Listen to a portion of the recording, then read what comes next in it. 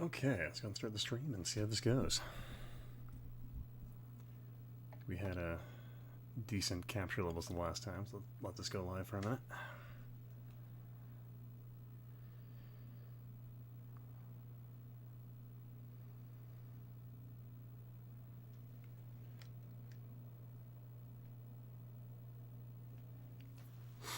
All right.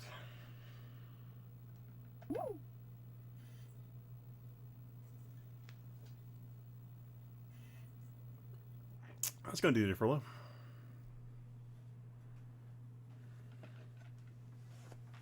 Hey, John Rogers, what's up, man?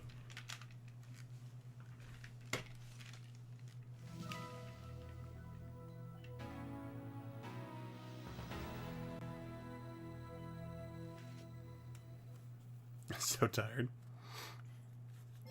What time zone are you in, DJ? Hey, Zabi, what's up, man?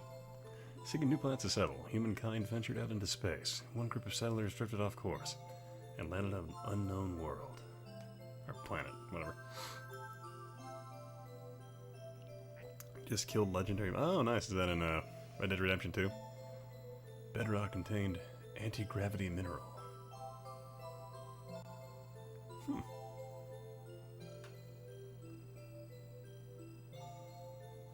Yeah, that's scrolling, kind of... Oh, 11:58, okay. So you're an hour ahead of me.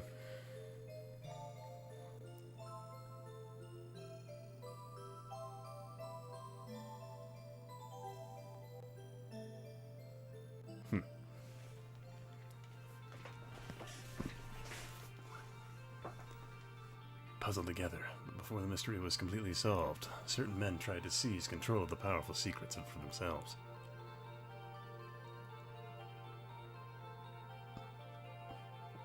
And the legendary wolf, huh?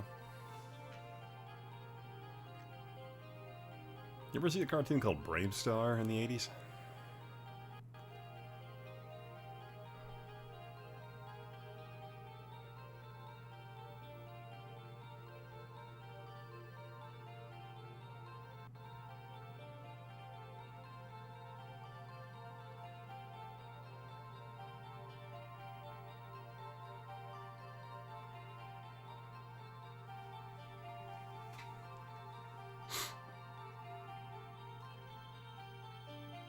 I saw this game for like really cheap for the Saturn. I'm like, alright, I'll pick it up. And it just looked really weird. Sequel? No. Hey, what's up, Yoseba? I'm gonna rest my eyes. Alright. Yeah, I hope that, my voice, what it, nurtures you off the dreamland. Ah, bonjour. Yeah. Mystery once revealed. The power of God? Such power must be used by God alone. My goodness. Jaco, how's it going? Or Jacoa? Sorry, I'm not trying to say your name. But good evening, how's it going?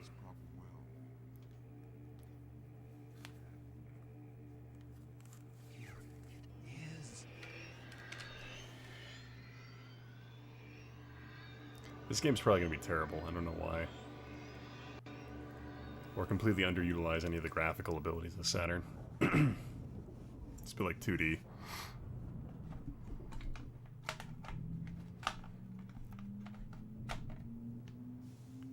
So we're going in blind. I've never played this game. Heir of Zendor. The legend and the land.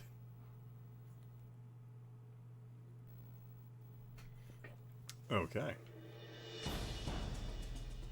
It's nice and deep, almost as good as Morgan Freeman. No worries.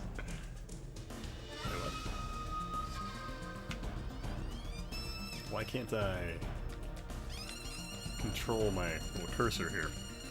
Does this only work with the mouse, or is my Saturn controller broken? Interesting. It might be the controller.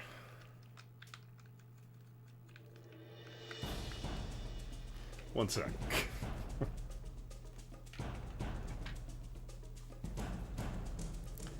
going on here?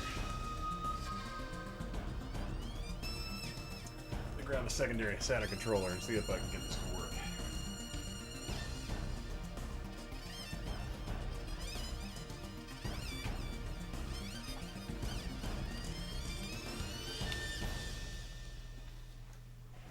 Let's find out here.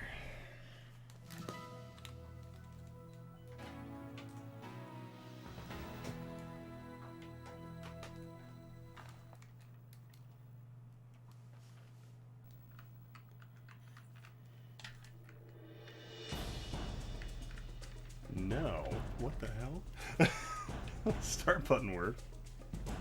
But now I can't,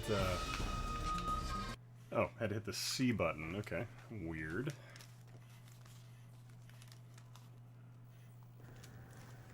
Off to a promising start already. Epic sax. The radar's showing something new. Yeah, I The was signal's noticing coming that. from Terra Sancta, south by southwest. An enemy? What course is it on? Enemy is unfriendly.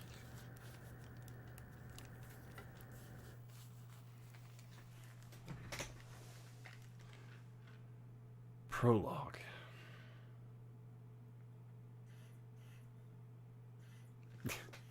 Why's your cursor if there's only one line? Yeah, that was weird. Oh god, look at these graphics, guys. It's gonna be great. Deploy ships. That's only have one ship to deploy. Okay, report, settings, engage enemy.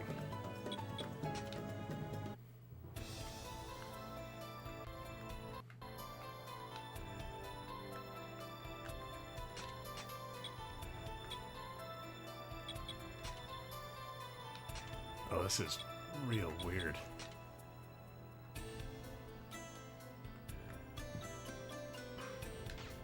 Shoot? Oh wait, okay, BN does that.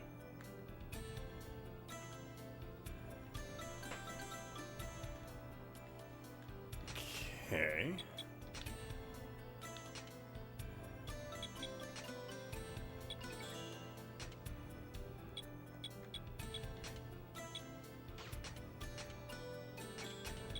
Why are these games so odd? Them planes.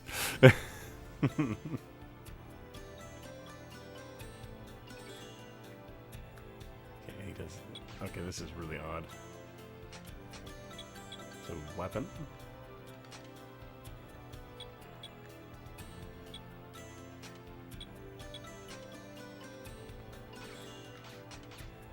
Oh god. This game might have been a bad choice because of how weird it is. So let's move in real close. Oh, now I can attack, okay.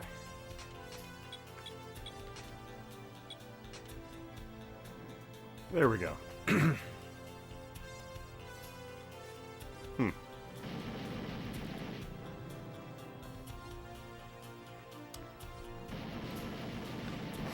This is a Saturn title released in '96, huh?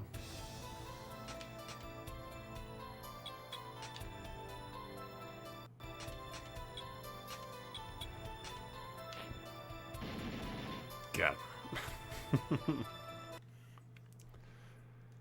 Oh, man. I thought they would offer more resistance. How is the, What do you make of that response? streaming quality for you guys? What are you worried about? At least they're not our enemies. But they say that the god that lives on Terra Sancta can destroy the world. The god who can destroy the world? He sounds like one of us. Sounds like one of us. Wow, this is, interesting.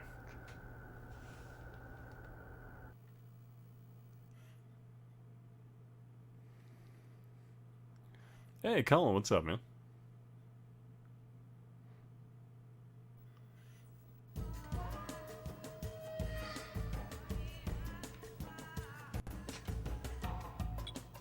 No.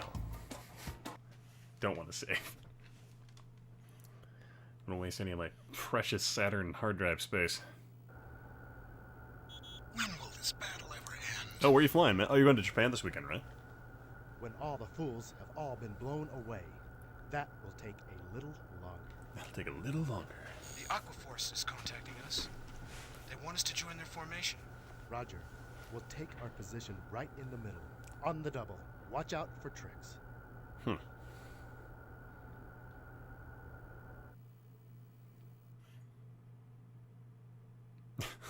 Keep dozing off. I'm trying to listen.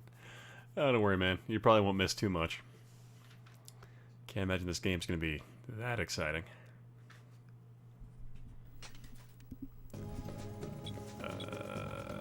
Play ships.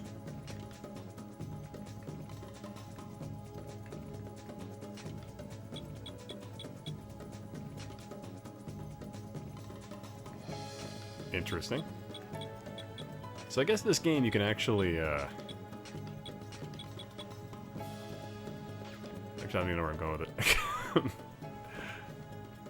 Oh yeah, cool, you're going to Jimmy's place, alright. Are there any enemies that actually engage her? Gotta hurt one more legendary animal and oh, no worries, man. Do your thing. Yeah, let's go ahead and... God, I feel like the music they picked for this game is straight out of, like, Record of Lodoss War.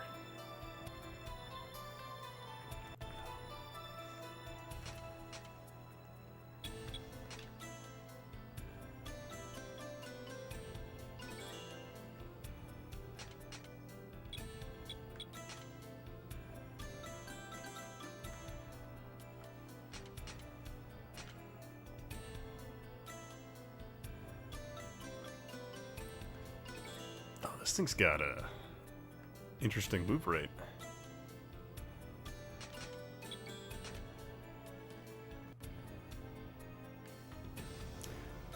Chinese music. Oh, fair enough. It actually does have that kind of... What is that, a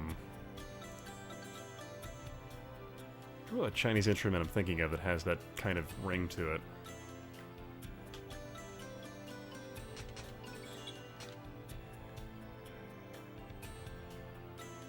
Are there other aircraft in here? Apparently I have control of you as well. There we go. Use the shoulder buttons to turn. God, I feel like the graphics in this game are way underutilized. I'm still a fan of Sega CD. I wish some of those games in the Sega CD could have been remastered. Oh, that would have been nice, yeah. I really like the Sega CD personally. That was kind of a good idea.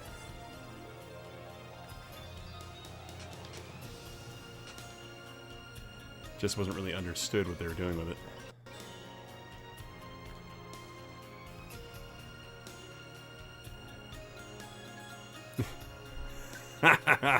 Genovi, I am playing a game called The Heir of Zendor. The Legend of the Legend and the Land. So with titles like that, you know it's absolutely just a great, great game. And you know me, I only play the worst Saturn games. I dozed off for a minute and I could have sworn I saw Elvis singing a lullaby to Old Man Logan. Oh, nice. Saturn's a 2D powerhouse.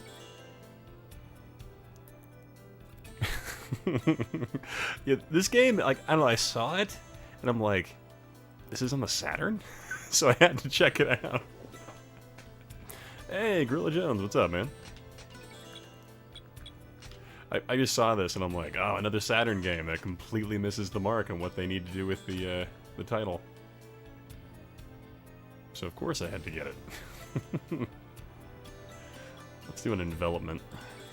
Wait, outside my sector, what? Oh, there we go.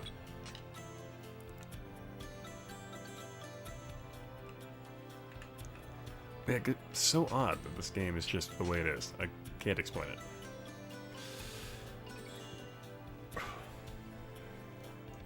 But Genovi, how you doing, man?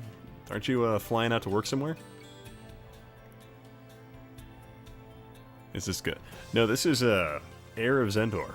And it's the fastest-paced aerial combat you ever play on a home console, by the way. Or we could always play Wing Arms, probably one of the worst air simulator games just ever made. Is this game bad, though? This is the first time I'm playing it. I'm not minding it too much. It's just a really slow turn-based combat game. So, you know, as far as I can tell, it's actually not a terrible game. It's just, the game's just hideous.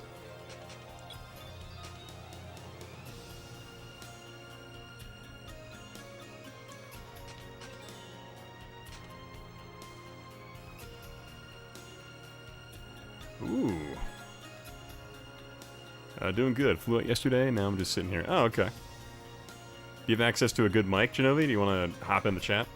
Or hop in the conversation? Let's see. Later on, I might get Heretic if you can get a different craft. Ah, okay. Oh, I gotta open fire on my... Wait. Screen went black. Not sure what's going on here. They just keep on coming. Is there Yeah, no you guys getting... The you guys getting enemy audio. is Okay, that's good. thinking the same thing. True, bro. Gameplay.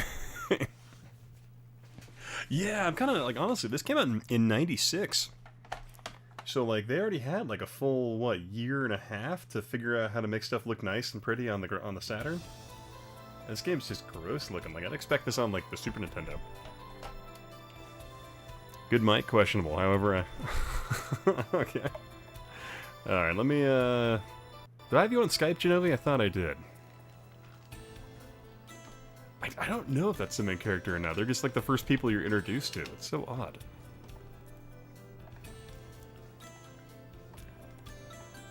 Yeah, I think... Oh, yeah, I have Genovi on Skype. Alright.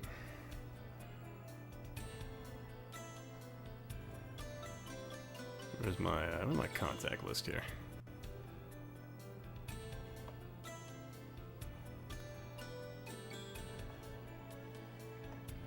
Or do I not have you as a friend on Skype? Yeah, I'll give you a few minutes. Apparently Jimmy's online on Skype. I should start bugging him, try to get him in here to defend the Saturn. Prologue character? Ah, maybe. Honestly, never played this game before, so it should be interesting. But yeah, the gameplay is not too bad. Graphics are real bad. So I'm finding that really interesting.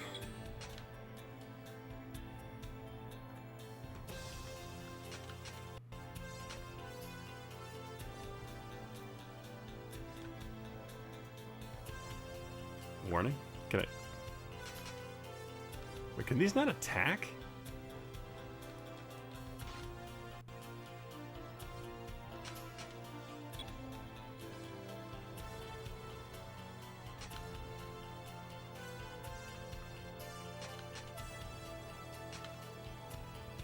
Let's fly straight into their formation. Right. Okay, they're within firing range. Now I can attack. Weird. Okay, so I can... Oh, I can't select you anymore, apparently. You're empty. Oh, this is the green boxes. It's your plane map. That's weird. Hey, Jimmy, what's up, man? This game... Oh, man, look at these beautiful dithering transparencies. You gotta love these.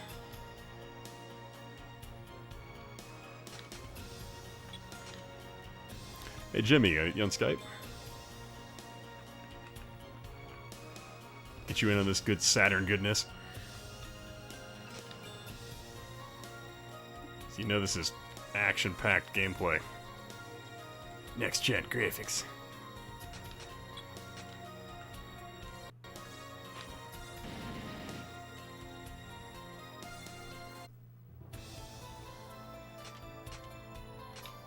I feel like the enemy should be shooting back, but they're really not. I don't know why they're doing that. Slow down, too intense. Oh, man. The Saturn, you pay for 32 bits, but you only really need the one for how extreme this is going. Let's see, I'm gonna have company in a few minutes, but I can hop on. Okay, cool. Let me grab you in on Skype. How's it going, Yo-Yo? Let me escape you.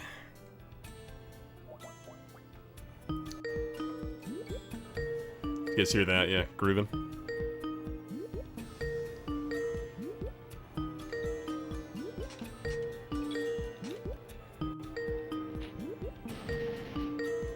Huh?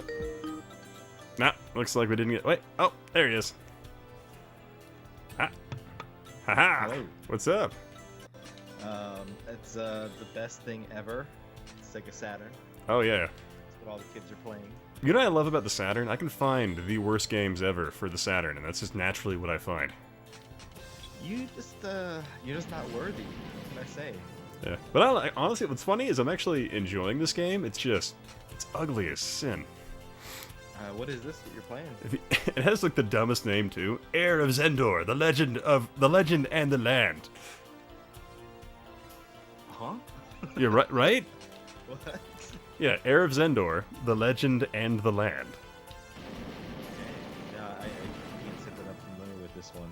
Yeah. Is it some sort of strategy, turn-based strategy type game? Yeah, it's kind of like a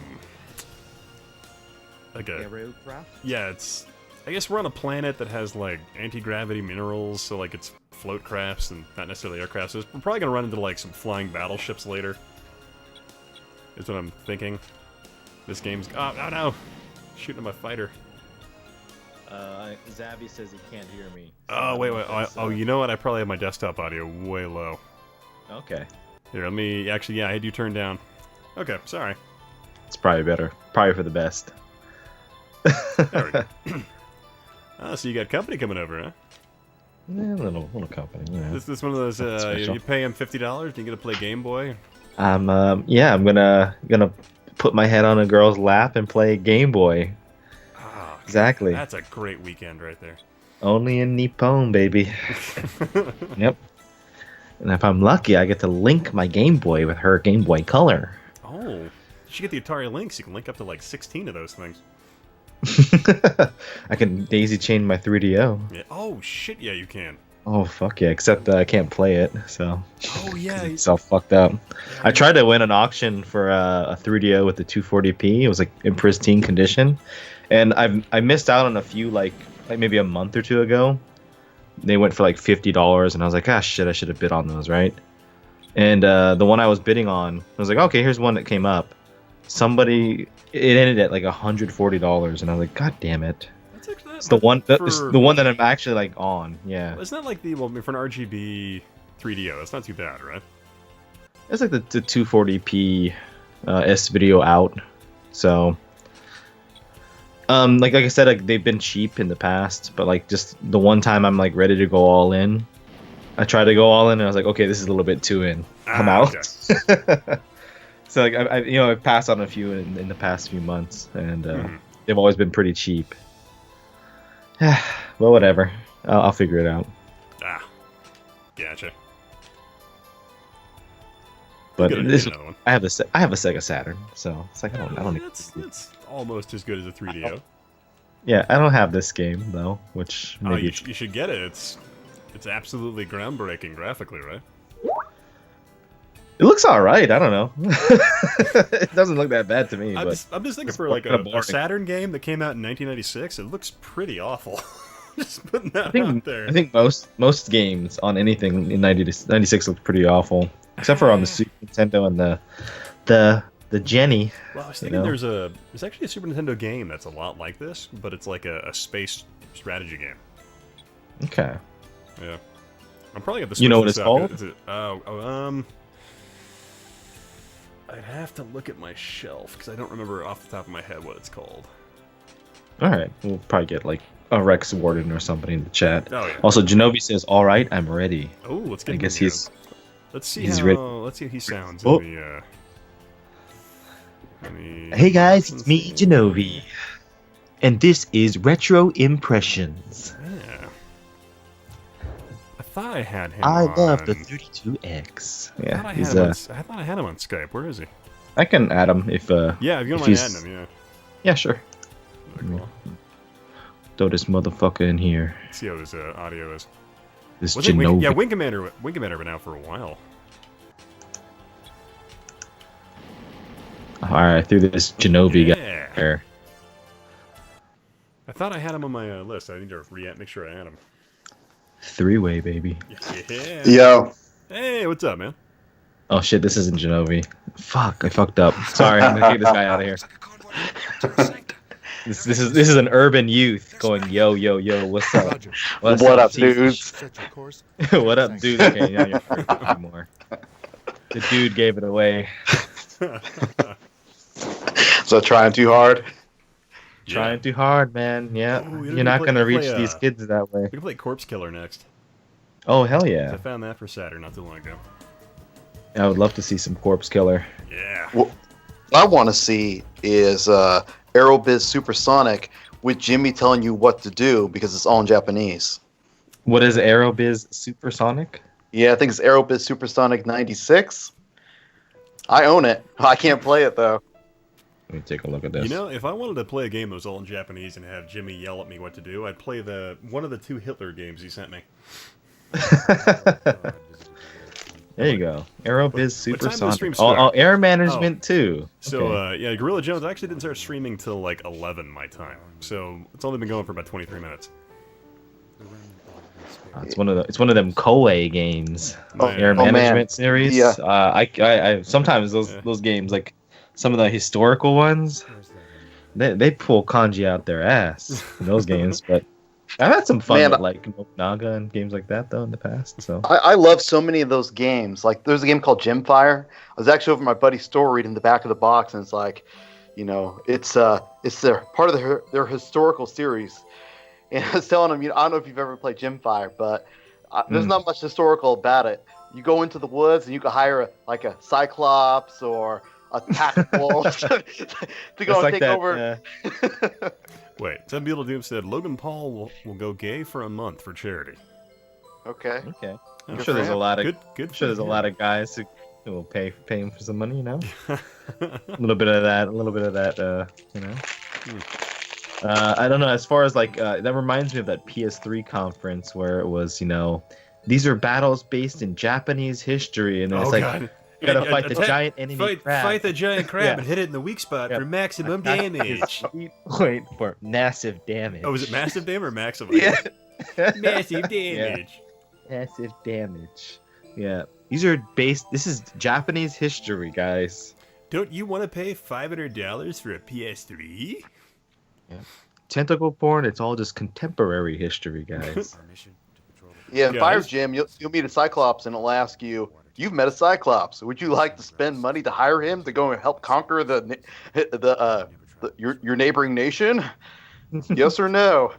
Like, hell yeah, 5,000 yen. Let's go. Yeah, man. That's a good Let's deal. do it. It's a steal for Cyclops. More historically accurate than Ring of Red. Oh, God. But that's awesome. Was game. it Ring of Red the one where like the Nazis find space technology in Antarctica or something like that? Ring of Red is like where Japan and Germany win the war and they fight each other out for the end. I don't know if Germany finds space technology at the end, but Wasn't like Ring of Red 2 or But if they something like do- that? They find that. I'm not sure. I just know the original and they have like mechs that are kind of like they're kind of like these mobile platforms. You kind of stand on them. Let's see. Some people do. Why didn't Hitler use more Cyclops from the Western Front? I know he was researching all that occult shit, so he should have used the Cyclops as Yeah. his army of golems. What I find really odd is usually my my upscaler, like when I have the mic in my ear or the stuff in my ear, is like crazy loud. But like right now, it's actually at a reasonable level and not deafening the hell out of me. So I'm like, uh-oh, something's wrong with it. It's going out. Oh, I gotta go, guys. Take it easy. Oh, you gotta take off? Hey, yeah. Hey, bye bye. All right, later, man. Adios, Jimmy. Hey, bye. So, Genovi, how you doing, man? Man, I'm doing pretty good. I'm sitting here eating sour gummy bears, Oh, watching wow. your stream. I mean, this is good. I don't know exactly what's going on in this game, but I mean, it looks exciting. Yeah, so we're, it's a, kind of a, I don't know, how would I describe this? It's a turn-based strategy fleet sky fleet game. I don't know, it's really odd. I saw it really cheap, and I'm like, I'm gonna grab it. Who's the developer on this one? Koei. Oh, I mean, you're talking about. I love Koi games. You're talking my language here. This is probably something I'd love. I get sucked into these games, man. I can't stop playing them. Yeah, actually, I'm not hating the game. I'm actually really liking it. I'm just really surprised by how bad the graphics are for Saturn. So that's about the only thing I'm thinking of. It's like, wow, these are really, really interesting graphics. Well, this doesn't look bad, but it really reminds me of Waterworld when I'm watching it. Oh, yeah, I can kinda see that. Next-gen graphics are. Go in here. So whereabouts in the world are you now? I'm down in California right now. Oh, yeah? Yeah, nothing too exciting. When you come back to Idaho next? Use It's your probably going to be next year. Yeah, make sure you spend like longer than like a couple hours. Actually, check out the whole arcade. Yeah, I told my wife next time I head out that way, I'm taking the whole family with me and spending a couple days. Oh yeah, freaking like that arcade alone is worth an entire day of your time.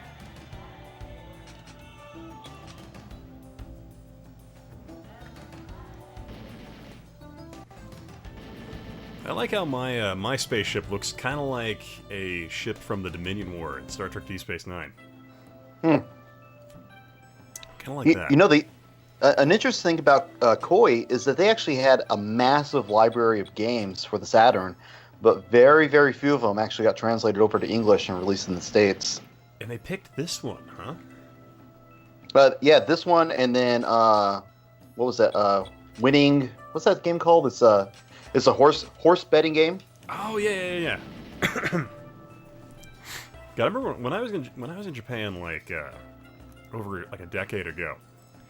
Like I was in Ikehara. How do you say it? Akihabara.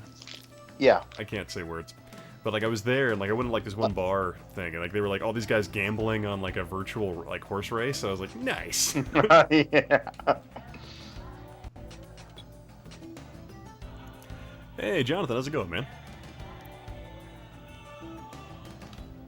But yeah, I don't know, for some reason I'm liking this game a lot, but I'm just like, man, the graphics are not what you'd expect. I'd expect this on like the 32X. To be totally honest with you. Yeah, I'm not overly sure how some of their strategy games look on the Saturn because I really haven't played too many of them. But when you looked at them on the Genesis, a lot of them weren't really graphically intensive, but they're really well made.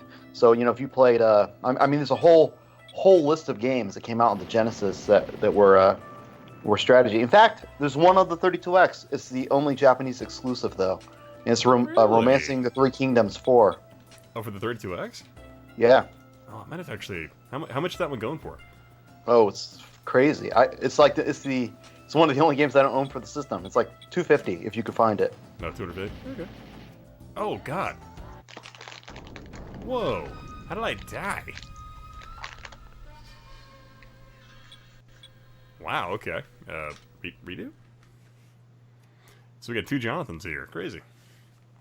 So apparently, even though I've beaten that particular ship model like the last two engagements, no problem, this round it just wrecked my face.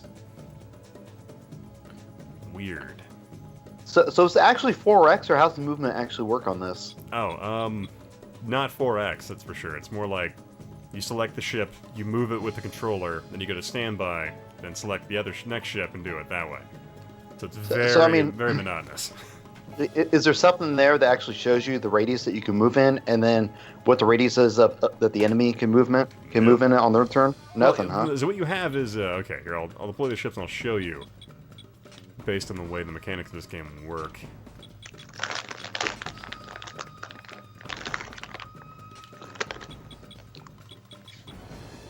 You can so engage the enemy. Let's do that. So I can select this ship, and then you see the M. That is my movement rating. Okay. So I can move within that particular like energy bar. Oh, interesting. Okay, so you have 15 highly directional shots, wide scale.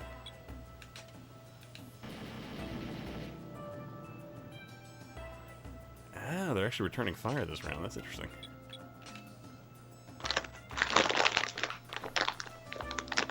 But I guess, got these transparencies, man. They're great.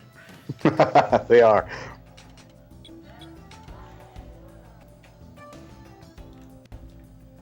Ah, no, I can't move anymore.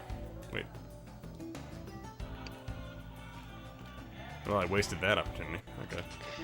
Yeah, I don't know if that was the best decision right there. Well, I thought I was gonna get like firing in on that thing, but then it wouldn't let me move. And apparently turning actually eats up your movement energy as well. It would be better if you could move multiple... Yeah, I think there actually might be a formation setting I'm not looking at. But like turning eats up energy as well, which is kind of annoying.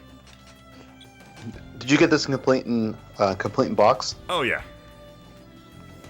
I don't honestly, for like Saturn and Sega CD stuff, I won't buy it unless it is complete in box.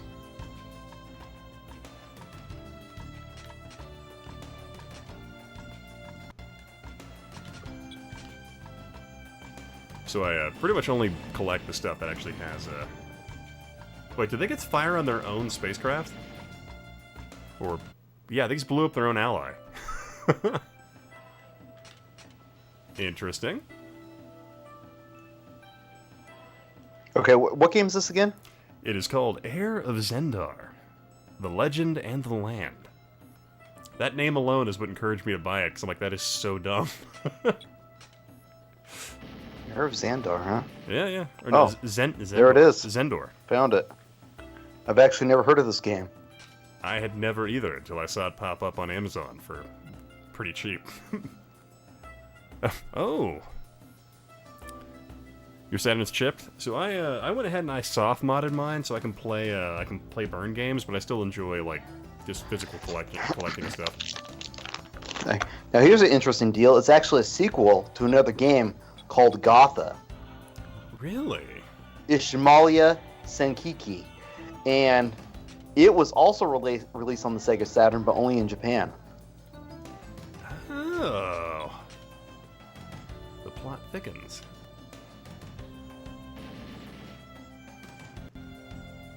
Allied attack... Okay, I said allied attack vessel damage for 29. I'm like, jeez.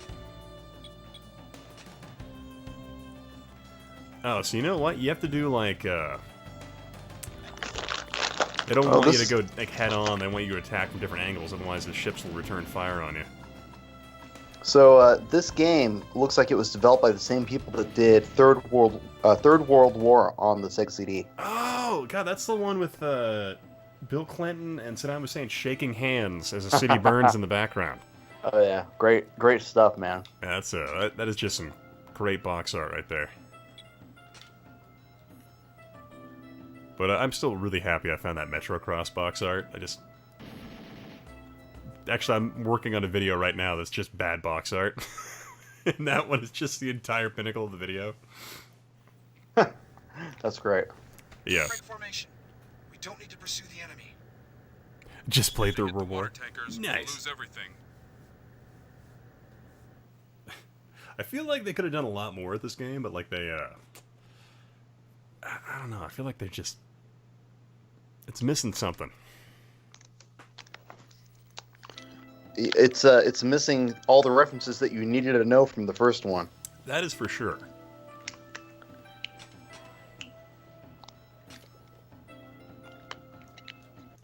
You ever play a game called Quest for Glory? Why does that sound familiar? What system was it on? It was PC. Okay, that sounds really familiar. This is one of my very favorite games as a kid. It was made by Sierra, and what made it really unique was that starting with number 1, as you bought a game, it's like with number 2, it would detect your save from number 1. If you had finished the game, you can actually choose a new class that was exclusive to people who had beat the previous game. Oh, shit. To find any rebels in this sector. And that directly impacted the game going forward and the storyline. So, it was like imperative that you actually started at 1 and played through the games. 2, 3, 4, 5. I think there's 6 in total. Mm-hmm. Badass series, great storyline. I mean, from what I remember, I'm actually afraid to go back and play them because I'm certain I'm going to be disappointed. You're like, no, not nearly as good as I remember it being. Ah. Oh, But, I mean, John. Okay, that's why I remember that one. Push the Roses did a video on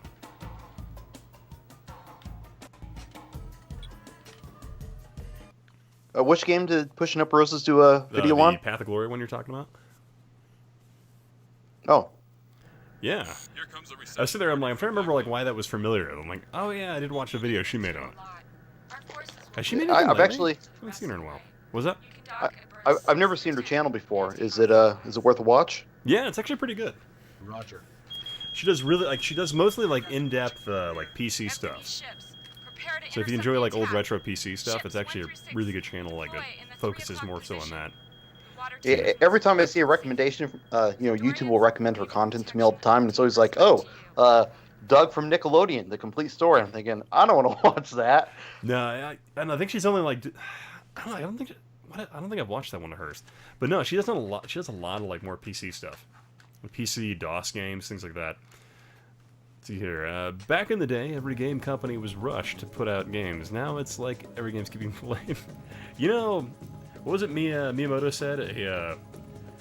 A good game can be delayed, but a bad game is bad forever.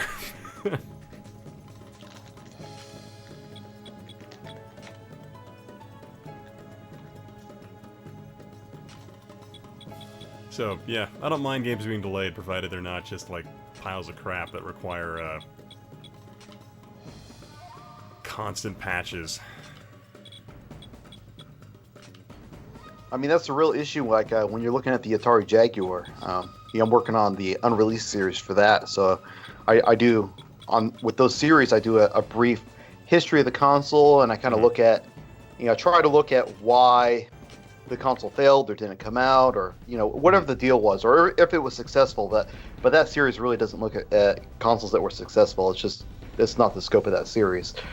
And it's really interesting that when that system launched, that it launched with 2 games that were crap, and one of them wasn't finished. It wasn't ready for prime time, and then it was months before the next game came out, and it wasn't finished. And then you have the next game that comes out after that is essentially just a port of a 16-bit game. So, I mean, it took forever until an actual system seller actually hit that system, and it's definitely one of the contributing factors to that thing failing. But I mean, could you imagine going and picking up an Atari Jag on launch day, and you have Cybermorph, which sucks, and then you have Trevor McFury, which is unfinished, no music as you're playing the game. I mean, it's just essentially, it's like a beta build, and that's what you have, and that's what you have to show your friends. Oh God, I can't believe you said Cybermorph was unfinished. Excuse me, sir. Those polygons are absolutely amazing. Well, no, I don't know if Cybermorph wasn't finished. I was talking Trevor McFury wasn't finished. Oh. Cybermorph just wasn't very good. I feel like I've been given an unwinnable scenario here, but we'll find out. Let's see here. Duke Nukem Forever is alright. I would have preferred that game didn't come out. Just that way, like, I could have kept waiting and just lied to myself. And just been like, yeah, I think a Duke Nukem game would do great in the modern market.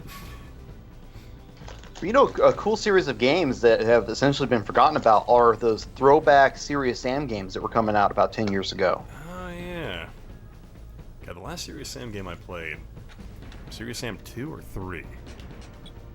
Now, these were like top-down shooters, like Super Nintendo style graphics. Remember those? No, I hadn't seen those ones actually.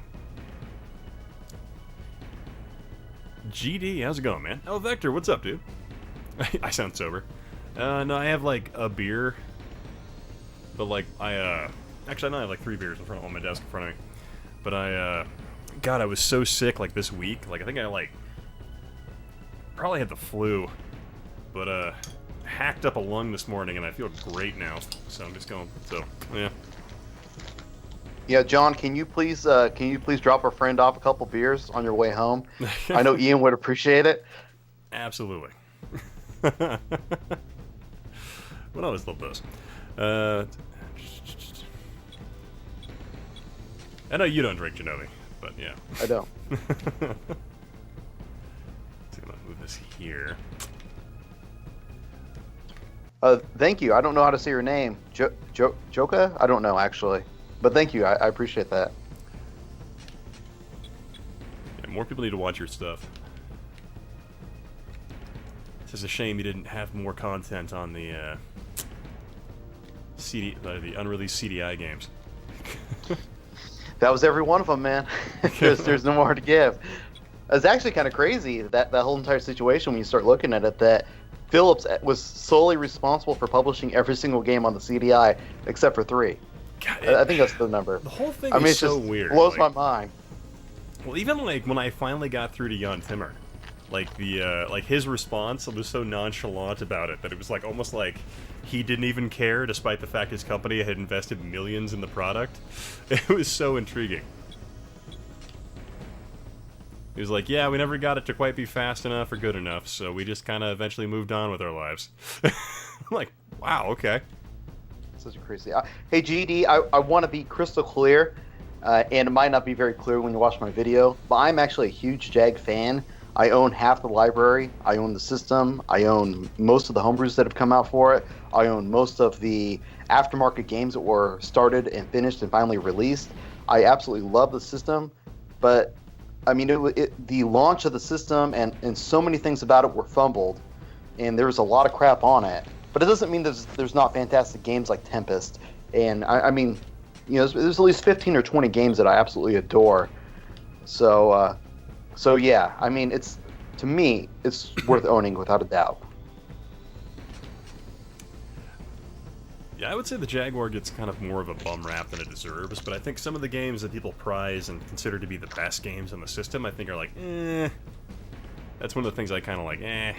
Like, in terms of, like, Alien vs. Predator, like, I think even at the time, if I was to play that and compare it to, like, let's say Doom or some other FPS games you could see on the PC at the time, I would think that it's kind of a really weak FPS. But that's just me. Well, I think that was the problem is if you actually grew up with a computer in the house, I did. I grew up with a computer. So anytime I played a first-person shooter on a console, I hated it. I mean, there's just no comparison for me. But I had so many friends that never grew up with a computer and probably never, you know, still to this day, the only computer that they have is the iPhone in their pocket. And, you know, playing 007 on their N64 for the first time and that being the first shooter that they ever really experienced was mind-blowing for them. And for me, it was like a step backward compared to what I was already playing. So, I think my issue with the, like, I never actually... So I played a Jaguar when they came out, but I only ever played it, like, in the store kiosk, so I never really got a chance to check out AVP or any of the other games, like, in the home. But just playing it later and comparing it to other games from that, like, era, I'm like, eh... Because even, like, on the Sega Genesis, you had Zero Tolerance, which, in my opinion, is a much better FPS. And that's just It's really interesting, for sure. Which just... I think, ultimately, I think my main beef with AVP is the fact that pretty much the only species that actually works and that's playable, for the most part, is the Marines. The other two are just awful. Yeah, well, what really makes AVP interesting from, like, an analytical standpoint is the way that the AI is actually programmed. You know, where they actually are walking these very interesting routes, and you know, it's not, it wasn't programmed like other AI of the day. In fact, it was so sophisticated that same infrastructure from that game, the framework from that game, is lifted and used in 007 for the N64. 007 is essentially AVP number 2, but with James Bond characters. Gotcha. Yeah. Oh, yeah. I remember you telling me about that actually when we were when you were here. Yeah, I actually have a whole episode written, and I was just waiting for a full interview with the designer of AVP by phone, and it still has not happened, man. It's disappointing.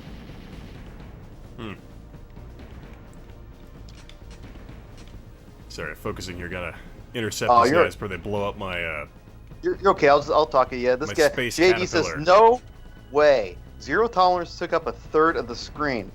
You know, I mean, AVP was incredible. That's okay by me. I'm Hey, like, have you played both those games though? I mean, like, Zero Tolerance feels like a much more responsive shooter than AVP. And if you have a FrameMeister, you can blow up that screen, so it takes up your whole television nowadays, which is incredible. Yes, I have. Fair enough, man. But I just, my experience with this AVP, I'm just like, ugh. Like, the Predator, first of all, doesn't really work. Alien works half the time. Works better than the Predator. Yeah, I mean, I can't say I'm a fan of the AVP myself, but analytically looking at it, I think that it really did something special and spectacular, and I can understand why everybody else loves that game. No, I mean Gorilla like says- Iron Soldier is freaking fantastic on the Jaguar. Like I love that game, but AVP I just can't get behind it. I mean, like I spent like $70 on that game, and I'm like, I regret it. Hey, Gorilla, what year did you get your Jag? Yeah, yeah, GD for sure. Yeah, I can't knock the Marine gameplay. It's decent, but the just every other species. That's my only issue.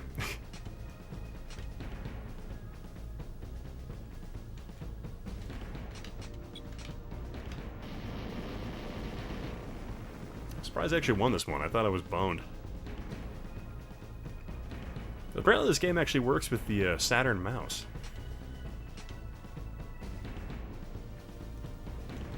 Well, that's a peripheral that you definitely need.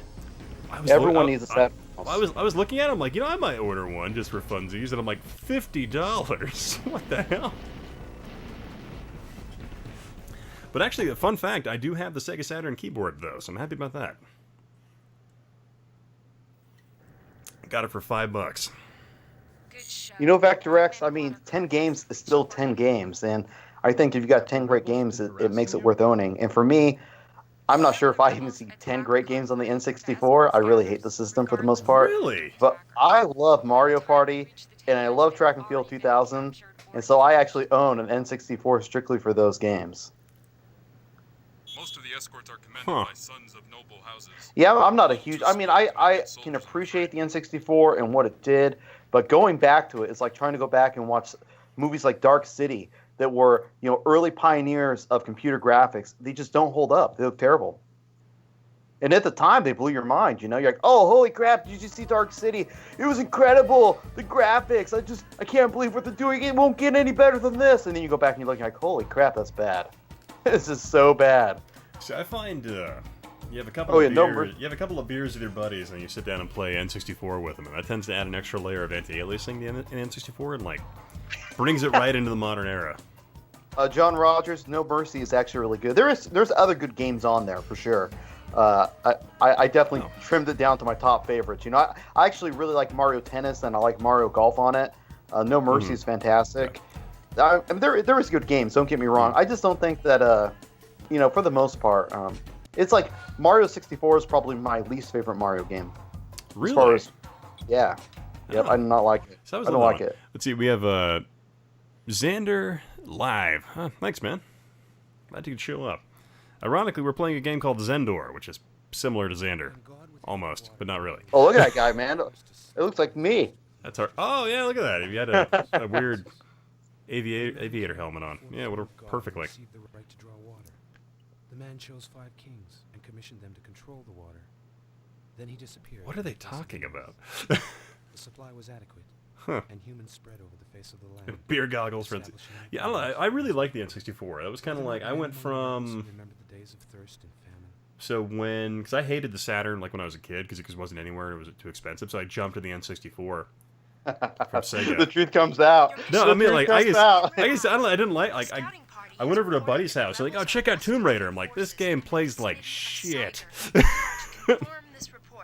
But I was just like, I don't know. I just didn't really like the Saturn that much when I was younger. I still don't really care for it that much now. But I jumped over to the N64 and I really liked it. But I don't know. It's funny stuff like that where just the world shifts. Because before that, I was a Sega kid and I was like, nah, Nintendo sucks. Sega all the way.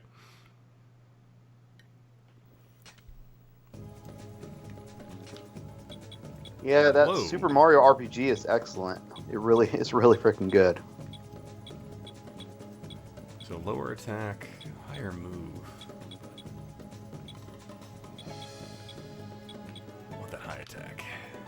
So, have you ever had a chance to play Stellar Assault on the Saturn yet? No, I haven't played that one.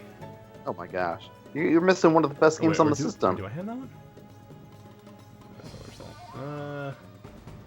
No, I do not have Stellar Assault. Hey, I said I'd switch over to Corpse Killer here in a second. CDI was the worst. I wouldn't say CDI. Come on, CDI gets a real bum rap.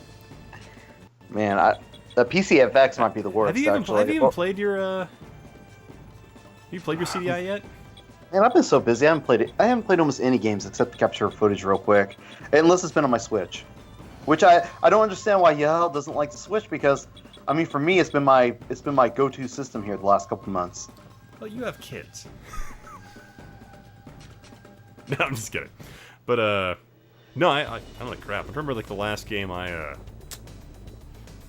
God, actually, the last game I bought was that one game I played on stream not too long ago, which was kind of like a reimagining of like a ZX Spectrum game. What's that? It's called oh my god, The Crystal Castle remastered, even though it's a game that never really came out.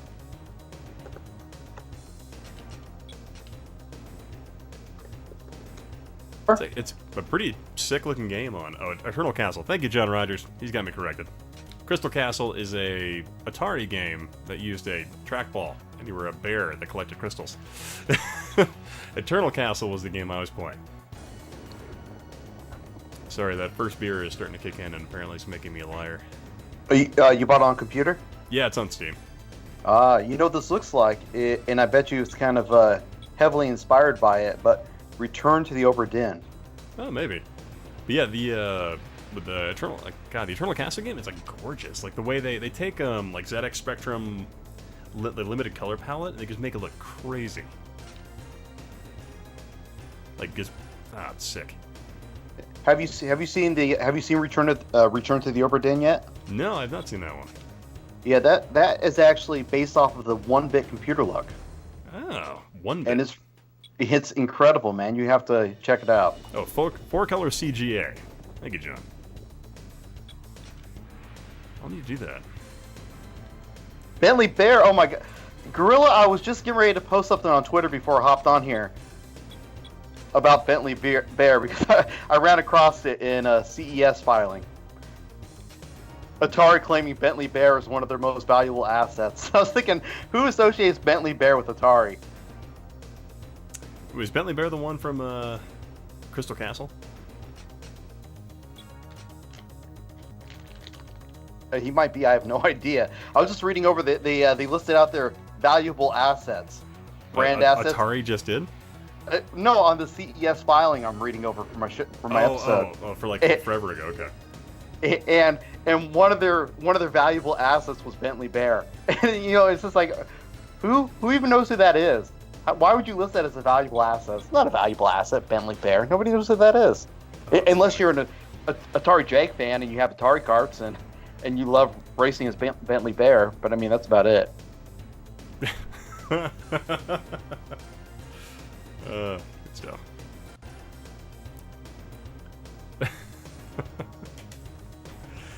Oh man.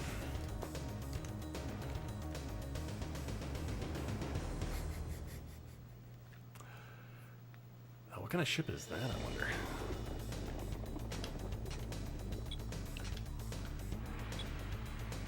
Are you actually above the clouds, or are you on the water? I think we're above the clouds. I think this entire world is built with a mineral that's like anti-gravity, so you can make stuff like giant warships float and stuff. So I think it's kind of what they're going for. This whole time I thought it was like some Waterworld theme, but the water just turned yellow, so I thought something was going on. We're fighting over the sunset, clearly.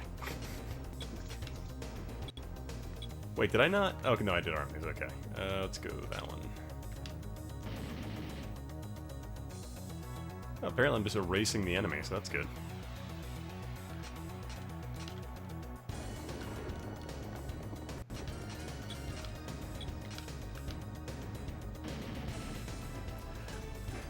Yeah, I'm kind of liking this game. It's just really, really slow-paced and just ugly. But I can't really knock it too bad. You know, a game like this, the visual aspect of it isn't really the important part necessarily. Mm-hmm. But having kind of clunky, slow mechanics. You ever play Military Madness? Oh yeah, on the TurboGrafx? Yeah, I mean, great game, but move after move is so slow. It makes it to where it becomes frustrating to as you wait for moves to play out and to select stuff and move stuff around. It's just brutal, man. believe that. Oh, I missed? Ugh. Great.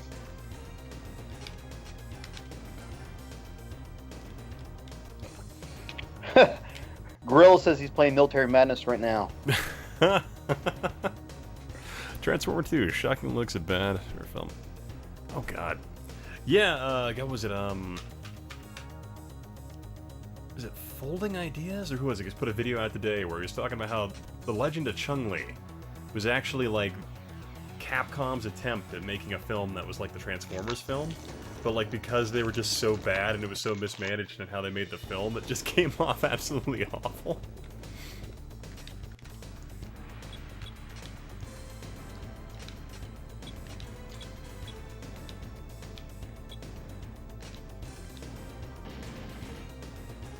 I think we already talked about this. I don't typically watch YouTube videos about movies, but that one about how Snowpiercer is actually the sequel to Charlie and the Chocolate Factory, Oh, yeah. it's probably the best video of 2018. Mm-hmm. That was a pretty fun one.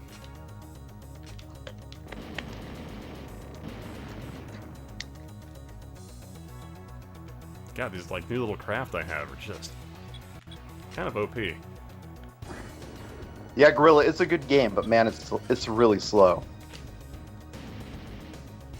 It's like one of those deals that if you own that game back when it came out, I'd play it, no problem. And I did play it, but as better games came out, like the Advanced War series, and I got introduced to those, you know, the mechanics are just so much more enjoyable. It's really hard to go back to it.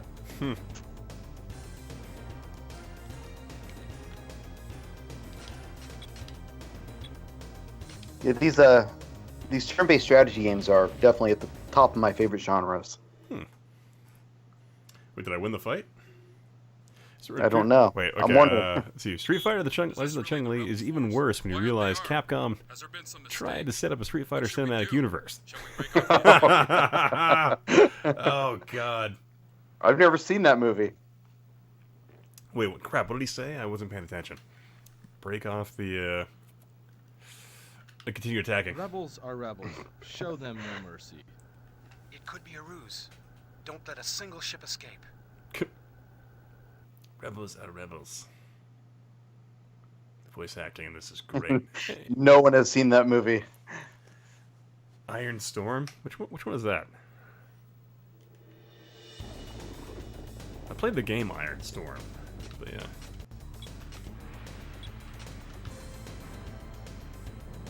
Was Chun-Li white in that movie?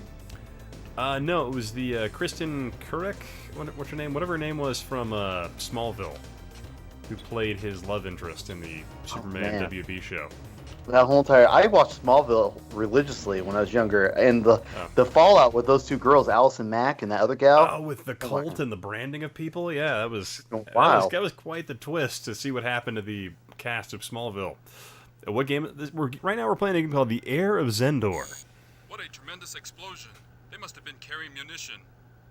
I'm glad the rebels didn't get that stuff. You know, at my work, I deal with really I think it's really old Let's computer technology. You know, it's like computers from like the early '90s and printers. Mm-hmm. And I fixed like 7 computers today. And I was thinking to myself, man, I figured out this neat trick to fix them. I should make a video on that. But nah, there's probably nobody else even uses these computers anymore or these printers, so it probably wouldn't get watched. Okay. Let's see. Oh yeah. Oh, so Gorilla Jones actually do have Iron Storm for the Saturn, so I know what you're talking about. The funny thing, man, when I worked in a video store, I actually I put back together a dot matrix printer because we used those on these. But this was also I still like, use them. I God, still this was use them. like 15 years ago at this point. Holy crap! But yeah, back when video stores were a thing. I worked in a video store too. Oh, I worked in I first one I worked at was Movie Gallery, and then I moved over to Hollywood Video. Our mission? The movie gallery sounds like just a local joint, and then Hollywood Video obviously was everywhere. Well, Movie Gallery was actually everywhere too. They actually ended up getting bought out by by Hollywood Video. They're like, so it was like Movie Gallery declared bankruptcy, and then Hollywood Video bought them. They're like, oh, it makes perfect sense. We'll buy them and add their stock to ours. I'm like, you're buying a company that's already in debt. That's a terrible idea. And then that Then, like, what was it, 5 years later, Hollywood Video went under? I'm like, these are idiots.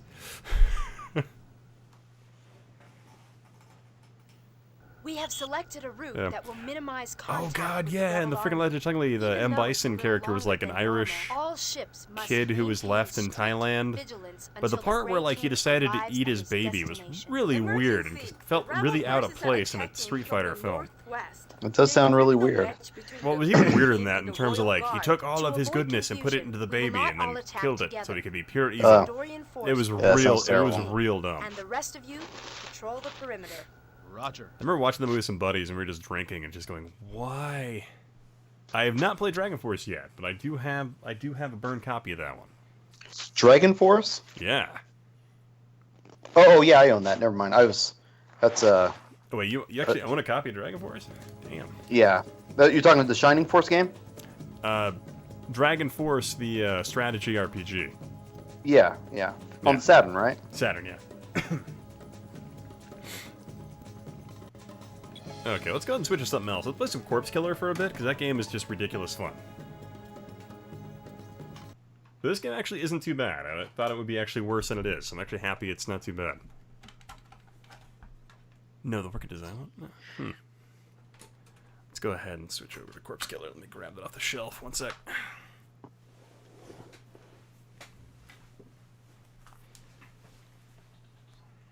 Let's see. So, what part? Yeah, actually, what was it? Well, I actually have a really healthy Sega Saturn collection.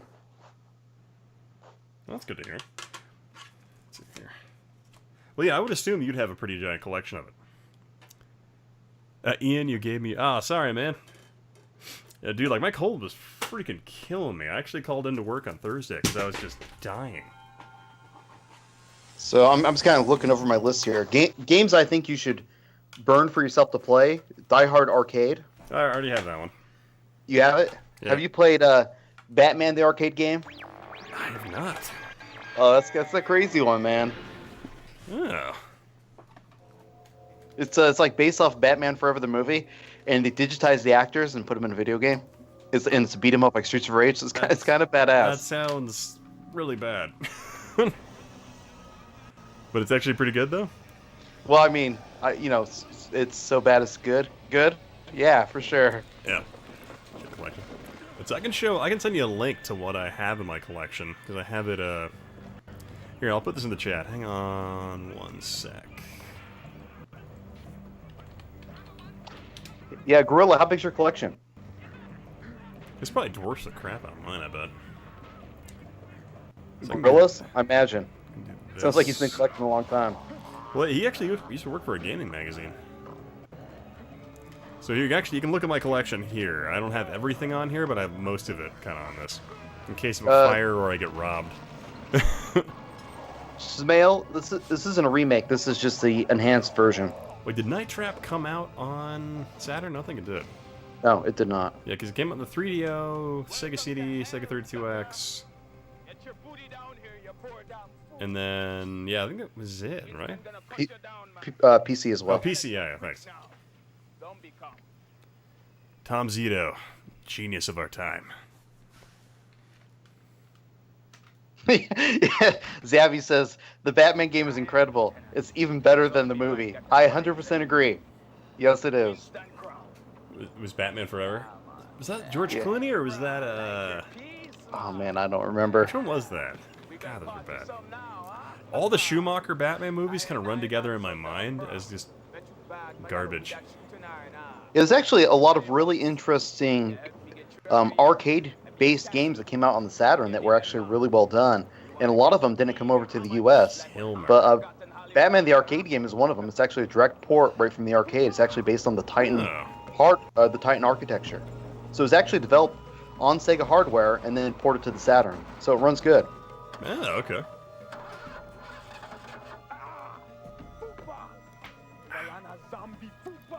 A Clooney was Batman and Robin. Thank you. Light him up. Light him up. I don't have Wilhelms in this. You have this game for Saturn? I do not. You're asking me? Yeah. Yeah, it's I actually started doing a review for it, thinking this game would be easy to pick up. So I played through the Sega CD version, I played through the 32X version, and I still haven't found this version. It's, Oh god, I'm out of ammo. Oh no. It's really cheap, but it's impossible to find. Yeah, I actually found my copy for like $20 at a local game store. So I have a review halfway done for this game. I'm just waiting on the Saturn version so I can finish it up. Oh. But I actually really I really don't care for any of the 32X CD games. Hmm. This might be one of the better ones right here. So I've had Supreme Warrior is actually not terrible if I knew how to play it. I kind of like the way it looks in that one. Well, you already know how to play it if you don't know how to play it. That's how you play it. There is no knowing how to play that game. There's a specific way to play. Like, you got to put your hand and feet out in the right direction and block and shit. Exactly. It's just, You're like, okay. It's so bad. Well, at 32.5 seconds, I got to press the A button. At 42.3 seconds, I got to press the C button. That's the only way you can play a game like that. Oh, yeah. Actually, I hadn't thought about it that way. I just get to sit there and just frail out, going, oh god, the foot appeared, what do I do? Ooh, Saturn has a few goodies that the PSX doesn't have. My favorite scene in Street Fighter Legend of Chun-Li is when Balrog gave Chun-Li's mom cancer by punching her in the head. Not kidding, he gave Balrog cancer powers. I haven't watched that movie in such a long time, but I want to say that's true. No, Digital Pictures went under in like 97, I think. No, I think 98 actually. And their like last project got recycled into a weird movie with the people from Boy Meets World. Yeah, I think I've never seen Boy Meets World. Never seen it. Well, there's like the actor who played the actress who played Patanga like went on to be in a weird movie where it's like, you got this brain helmet, it puts you in a video game. And like the guy who was the boyfriend of Sabrina the Teenage Witch is like the main character. It's a real bad movie. No, Digital Pictures is long gone. Yeah, it was actually partially funded by Sega, but FMV games were essentially done by about 94. Yeah, the craze had kind of died out. So Schmel he makes a comment about Mega Man 8, saying it has extra content on the Saturn, and one of the reasons for that is that it was actually developed for the Saturn, and then later ported over to the PlayStation. Ah, okay.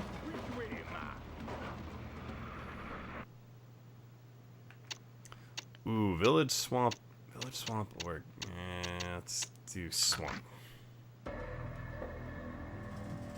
That's Sabrina's boyfriend, I think. Yeah. I was always excited to see this guy in the game. I'm trying to remember what character he played on Deep Space Nine. I think he played wow. a Bajoran, I think.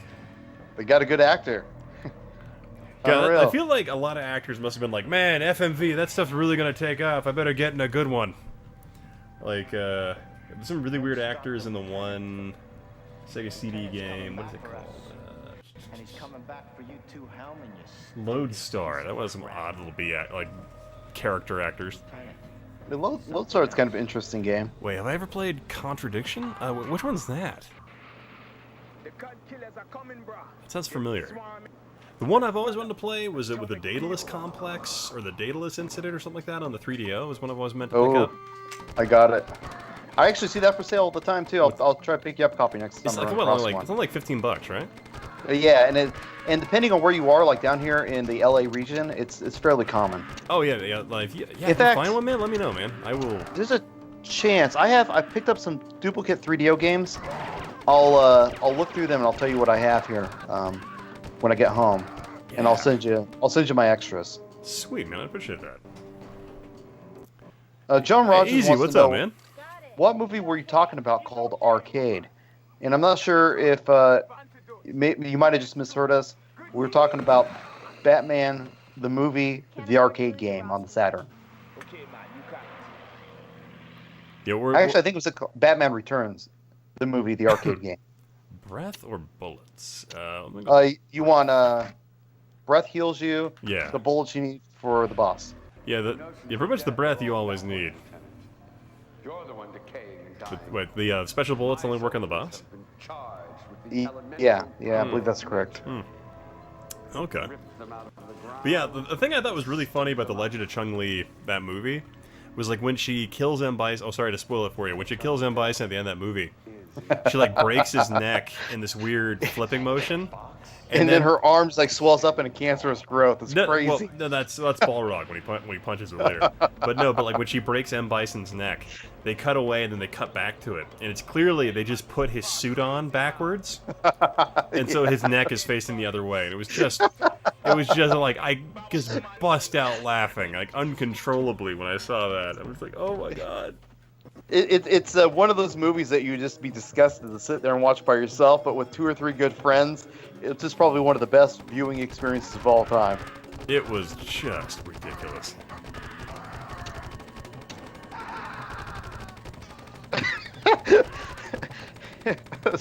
Bad for Wrong Fun says, I find it funny that instead of anything like Daytona or Panzer Dragoon or Resident Evil or any fighting game or Virtual On, you're doing FMV games instead.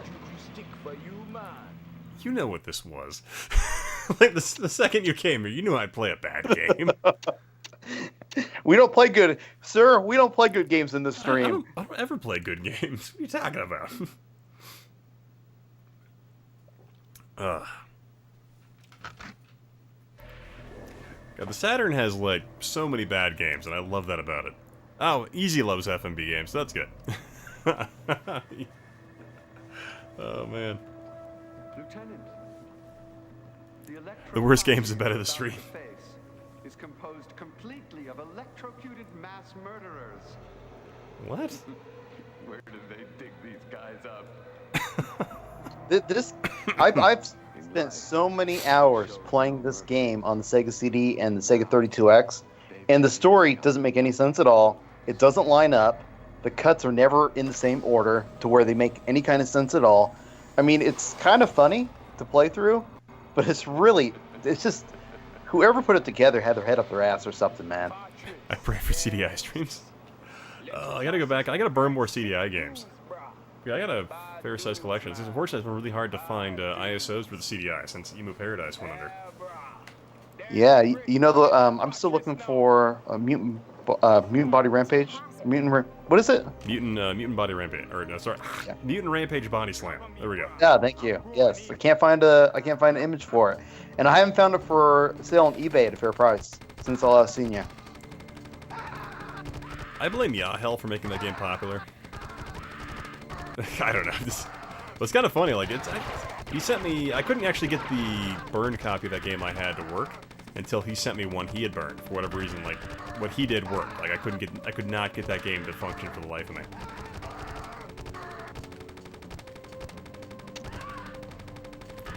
God, the Wilhelm scream in this just takes me right back to freaking Red Alert Command & Conquer. Let's see here. Historic Nerd, I have a full set of everything Xbox PS2. Give me a message. Oh, okay. Oh, for like the... Oh, yeah, so the CDI has 0 copyright protection, so you can definitely just burn anything to it. It just takes... You gotta do some, like, special settings in terms of, like, burning at 1x and stuff like that to get it to work right, but yeah. Yeah, I couldn't give you any advice because I use a Mac, and it's burning on a Mac's a lot different. Oh, yeah. I have a Mac, and because I bought it in the intention of like, yeah, you know, I'll learn video editing on this thing, because like, you know, most people do video editing on the Mac, and then I used it, I just hated everything about it. Like, I'm going back to a PC. You're actually editing on a Mac currently? No, God, no, not anymore, no. Once Adobe Creative Cloud became a thing, I was like, never touching a Mac again. Oh man, I could never use anything but Final Cut. Ugh. Yeah, freaking Premiere and After Effects, I'm in love with those. I've been really thinking about getting an After Effects subscription because I'm working on like my major video for this year, which is probably going to take months. I think it's going to be like probably an 8-part series, and it's going to take a lot of like specialty type of work, and I'm not so sure I can get it done in Motion 5 with my expertise. So Motion's what I currently use on the Mac, and you know, that's what's integrated into Final Cut, and it's just, I don't know, it's not a very good program. Yeah, I found, what was it, so, like, actually, I ended up, like, learning Motion 5, and I did, like, I think my History of EA video, I used Motion 5 to make, well, Motion or whatever, probably not Motion 5, but whatever the version was, like, 6 years ago. But I used that to, like, make my intro and some other graphics and stuff like that, and I learned it. And actually, I found, like, jumping from that to After Effects was exponentially easier to learn and comprehend and do stuff with. Just his keyframing in After Effects is so easy to pick up.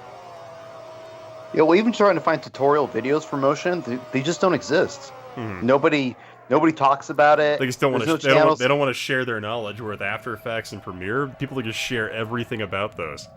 Yeah, please come watch my YouTube video. I'll show you how to do anything. Oh yeah, and also the nice thing, like with the Creative Cloud, like, do you still have like your college email? You're asking me? Yeah, if you still, like, I don't know if you went to college or anything with it, but like for me, I have been using my college email for a couple of years. They have let you keep your email from college? Yeah, I still have my email from when I was in college. Oh God. How does that work? How did it not get shut off? How do I? No, couldn't switch to the special bullets. But no, so I still use my college email for After Effects, and so I only pay like $20-something a month for my subscription. It's so expensive though. Still. $20 a month? Yeah. Well, but think about it this way though. Like, I mean, you're paying $20 a month for the entire Adobe collection, where in reality, if you were to buy those programs individually, they'd be several $1,000s. Yeah, but I mean, you know, before they started doing the Creative Cloud, I could pirate all that stuff and not pay anything. Well, it was a much better you still setup. can pirate them. You just gotta freaking rewrite your host file. Game over, bruh. Yep. But yeah, I don't know. I guess when I tried to use a Mac, I was trying to learn like Final Cut Pro and stuff like that. I'm like, I hate this. So I just jumped back over to Windows and got into Adobe because I just figured that was a better environment to learn.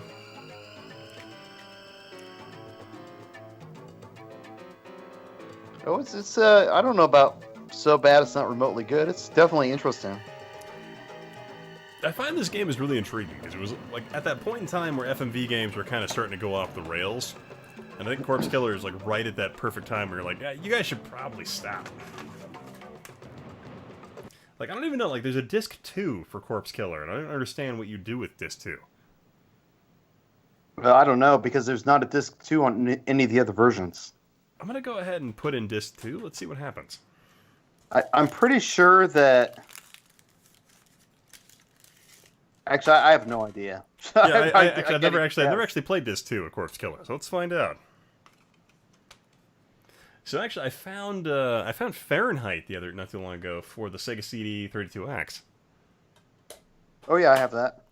Actually, Stika has that as well. I sent him a copy for the 32X. Nice. He only gave me ass. Well, does he even have? No, he doesn't have either of those.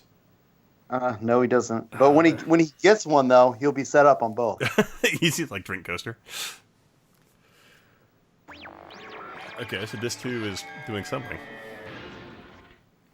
I would love if disc 2 is actually like the enhanced Saturn version of Corpse Killer. Graveyard Edition. What? Oh, I thought the whole deal was Graveyard Edition. What? Because that's what it says on the case, right? Wait, it's what Edition. the hell? Okay, insert disc 2. What? Wait, what? Okay, so why? Huh? Weird. Okay. So let's go ahead and wait.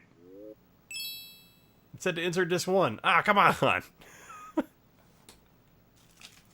Alright, let's go and switch to something else. We can check out, if you guys still want more FMV, I have Brain Dead 13, which is another game that's actually really kind of fun to check out in terms of just FMV stuff.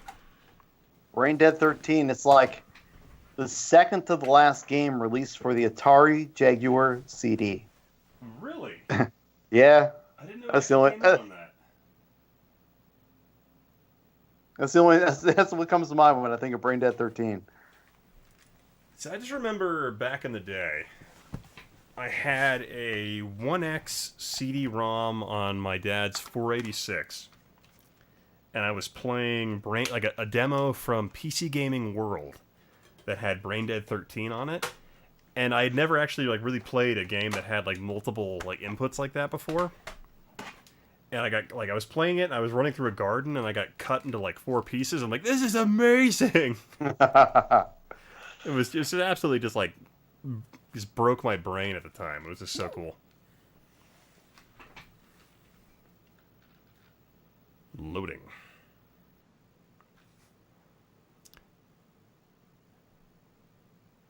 I never saw no more FMV. Wait, what was that? Oh, Road Avenger. I don't have that one. Gorilla Jones. Genovi, you know a fuck ton about Jaguar. I like the cut of your jib. Thank you. Was the Power Rangers movie any good? Oh, the first Power Rangers movie was... Wait, hold on. Was we talking about the remake or the original one? Well, the original one, that was amazing to me as a young man. I'm like, oh my god, it's amazing. This movie's so cool with the graphics. You know, I never watched anything Power Rangers in my life until that new movie came out. I took my kids to see it, and I thought it was pretty good. I mean, for what it was. Well, you know what's really... Okay, what's really funny about this game? On the Saturn here, it has all this crap cut out of it, but on the CDI version, it still has everything else from the PC version. Man, so the CDI Gorilla, I version's feel like arguably you're like, better. are you reading my brain, Gorilla? Because I was just thinking about Road Avenger, and I was just gonna ask him if he had it. It's just crazy. Every time you type in something, man, it's about a game I'm thinking of. Road Avenger is my favorite FMV game of all time. There's just no doubt Which one about is it. that? I never actually played that one. What? Are you serious? Yeah, I mean, for real. Man, it is. Come on. It's freaking. It's a badass. It's like. What's Gosh dang it. I'm having a complete brain fart here. What's that? It's like Mad Max, but kind of like in the Japanese dystopia. Oh my god. Fist of the North Star? No. It's like Mad Max. Sorry, No, I think people in bondage gear fighting. So I think Fist of the North Star, Mad Max, but Japanese dystopia. But no, I'm talking more like the whole setting for the game. You know, you're in a car and it's just you're battling with your car throughout the whole game. I have no idea. A Japanese dystopia that's like Mad Max. I'm not even familiar with that. And the game froze,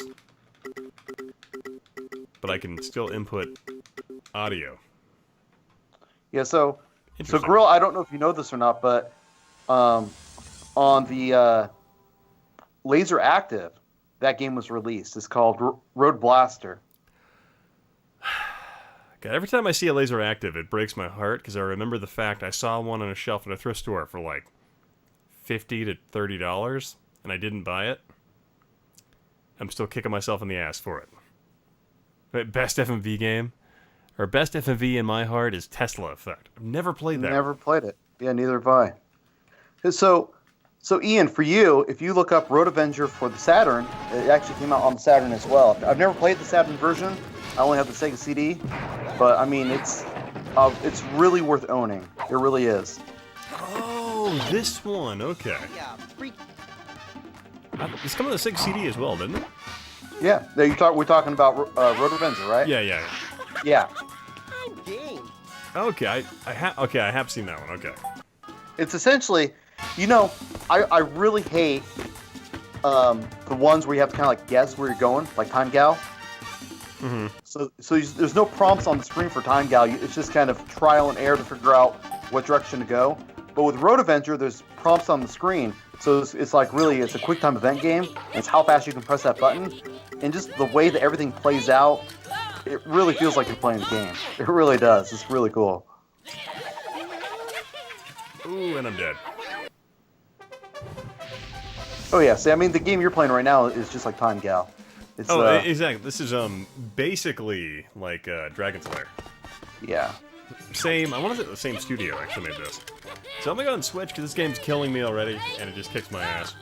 And after playing the CDI version, I'm actually kind of like, oh man, the Saturn version's actually not even as good. Yeah, the Saturn version actually has all the extra stuff in it. It's actually much better graphically than the CDI version. Let's see here. Let's grab. Yeah, well, it's all that came to mind. It's kind of late here. Well, I guess it's the same time for Ian, but I'm tired. I've had a long day already. So well, you're in California, so it's what 11:27. Yeah. It's later. You looking to go to bed that you're talking about here? Oh no. I'm just my mind's just not firing on all four cylinders. Yeah, I'm about 2 beers deep, so I'm gonna be talking kind of slurry in a minute. Let's go ahead and play some Die Hard Arcade. Oh crap! Actually, I gotta put in my pseudo Saturn modded cart here. Hang on. Otherwise, I can't play burn games. 2:30 here. The whole thing. I'm currently drinking some Elysium Space Dust IPA. Is what I'm drinking. Oh, what's John Rogers mean when he says MST3K? A Mystery Science Theater 3000. Ah. Really? You didn't know that one? Nope. What? I've never seen it. Oh my god, that show was just the best. Like, back in the day, it would come on the Sci-Fi Channel, like, middle of the weekend. Yeah, Dynamite Cop, if you're playing the Japanese version, or Dreamcast, I suppose. But, Die Hard Arcade in North America. 2015 Saturn programming. Yeah. Yeah, it's kind of cool. If you get an action replay cart, you can actually soft mod it with pseudo Saturn software, and it lets you play burn games. That's a lot easier than going and spending $79 on a mod chip that I don't even think they manufacture those anymore. Well, what you need is a Phoebe or a Rhea for your Saturn. What is that? That's where you replace the optical drive with an SD card slot. Oh, that's no fun. I'll probably need to do that here eventually. Oh, bad run fun. When I get a copy of Mr. Bones or burn a copy. I have Mr. Bones. How is that one? I don't think it's as good as everybody else says it is. That's just my personal opinion. Gosh, I need to go download some more ROMs. I guess, unfortunately, now that Emo Paradise is down, it's kind of harder to find collections of stuff.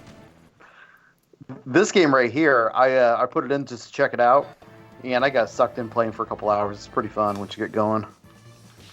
And I've always found, like, having played this in the arcade, the Saturn version just doesn't quite mount up to how the arcade version, like, felt.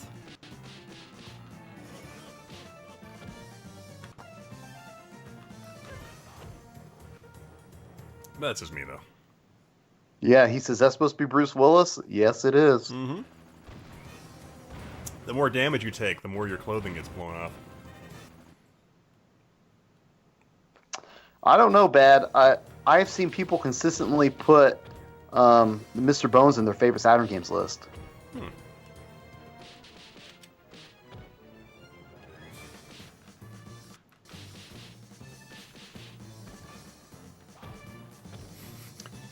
So do you have Guardian Heroes? I do not have Guardian Heroes. You're missing some of my favorite games on this system. I know. I think you need to stay away from them because I don't want to change your mind. I think it's good to have somebody on the opposite end of the spectrum that hates the system. So I'm going to try to keep you away from games. Let me recommend you some really good games. Games such as let me think about this here. Oh, you know what's a great terrible game for the Saturn that everyone should enjoy? That is a game they thought was so good they actually put it on the box for the Saturn. That would be the wonderful game Congo the Movie the Game. If you were wondering about a title that you should really look at to enjoy the respective capabilities of the Saturn, that is one you should check out. I think I watched you play that before. Yeah, it is. Needs a Patreon to increase his library. Yeah. How does Arcade fit into the Die Hard timeline? I think it's number one in movie form. So, or if you play if you play Dynamite Cop, I love that one. You're like, rescue the president's daughter and then fight my weird crab people. God, I love that game. Yeah, this is the part when he's in the office up on the table, and then he goes under the table, and the guys are shooting at him through the table. Don't you see the table right there, guys? Don't you see it? Yeah, you got the... Yeah, right there. And then there's the part where the guy comes out of the elevator, and he's hiding behind the post. Oh, you can clearly see it, because, like, all this dithering right here, if you look really carefully, you can... Totally, that's what they were going for. Congo the movie destroyed. Actually, you know, the funny thing is I never actually read that Michael Crichton book for Congo. Like, I'd read Timeline, I'd read Jurassic Park and Lost World, but I never read, Congo. Are you a bad enough dude to rescue the president? I definitely think Ian is. That's why I put him on it.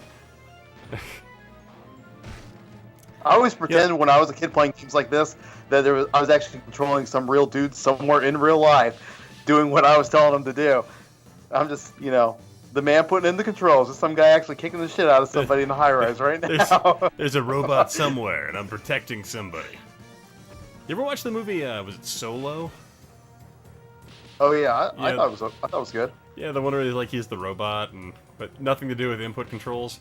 There was another one, God, there's another 90s movie where like this dude would wear a suit, and they had like this weird robotic clown that was based off of the suit's inputs. I have not seen that one. Oh, it was real weird. Yeah, Gorilla, I was just playing Bad Dudes today on a DS16 Sega Genesis Switcher, along with a few other games.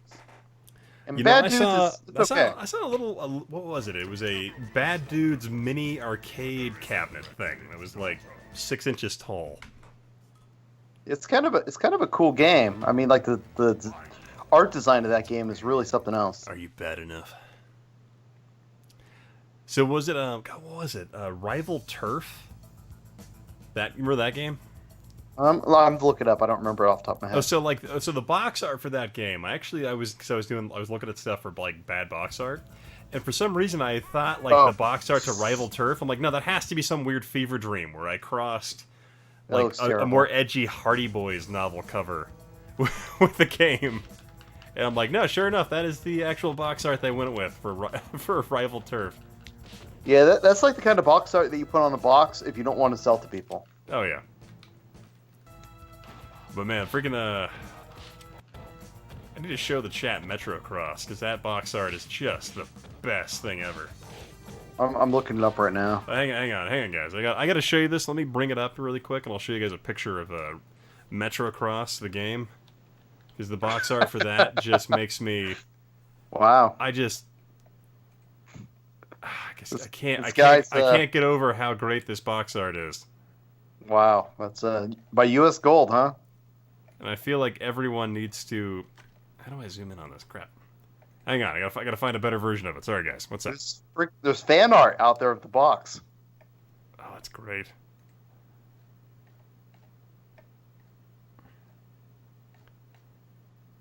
I'm trying to find a good high-res picture of it so I can get into it.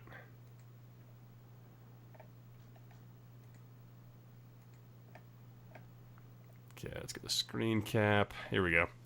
This thing right here, it's just fantastic. Like the way this thing goes. Oh, I think I can't think of the games right off the top of my head, but there's a couple of Genesis games that were actually licensed for the system, and they don't look like they're actually legit games. There's some out there like God. Another one was like Kung Fu.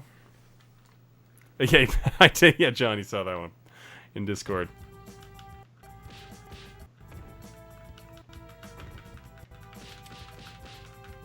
All right, I'm looking up this Treasure Master box. Oh yeah, that's awesome. I don't know if I've ever seen that box before.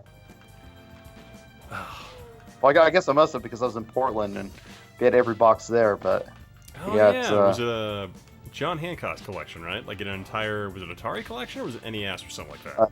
It was NES. Yeah, it was pretty cool.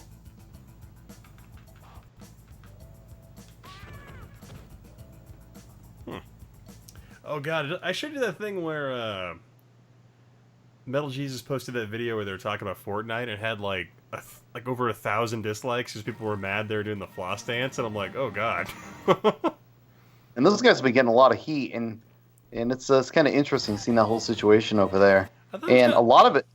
Oh, go on. Keep going. No, it's always saying. Oh, I was going to say a lot of it. He's actually kind of feeding into it though, and generating a lot of the problems himself by responding to these essentially no subscriber YouTubers and helping build up their channels by directing attention to them. You know what I'm saying? Oh yeah, you were talking about that one guy who was what was it? Radical Rick, I think his name is. Yeah, like, it was just Yeah, like the Radical. just like accusing him of being a money Eat banker. grubber or something like that. Yeah, and like Metal Jesus responding to the guy and just building his channel. Thought that was intriguing. Yeah, well, I guess that Metal Jesus maybe had responded and complained about it over on Twitter or on his Discord, and so tons of Metal Jesus subscribers had went over to this guy's channel and started commenting on his videos, and then, and then because all these people are watching this video all of a sudden, it ended up blowing up with the YouTube algorithm, and then his channel starts getting recommended to all these Metal Jesus subscribers, So it's just like this. It's just the way that things get set in motion.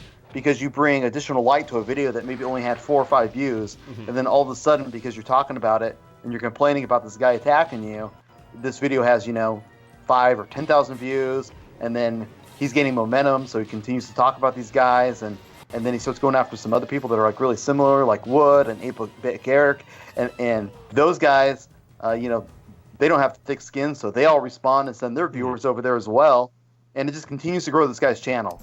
So. It's interesting. Yeah, I can't imagine. It's pretty funny.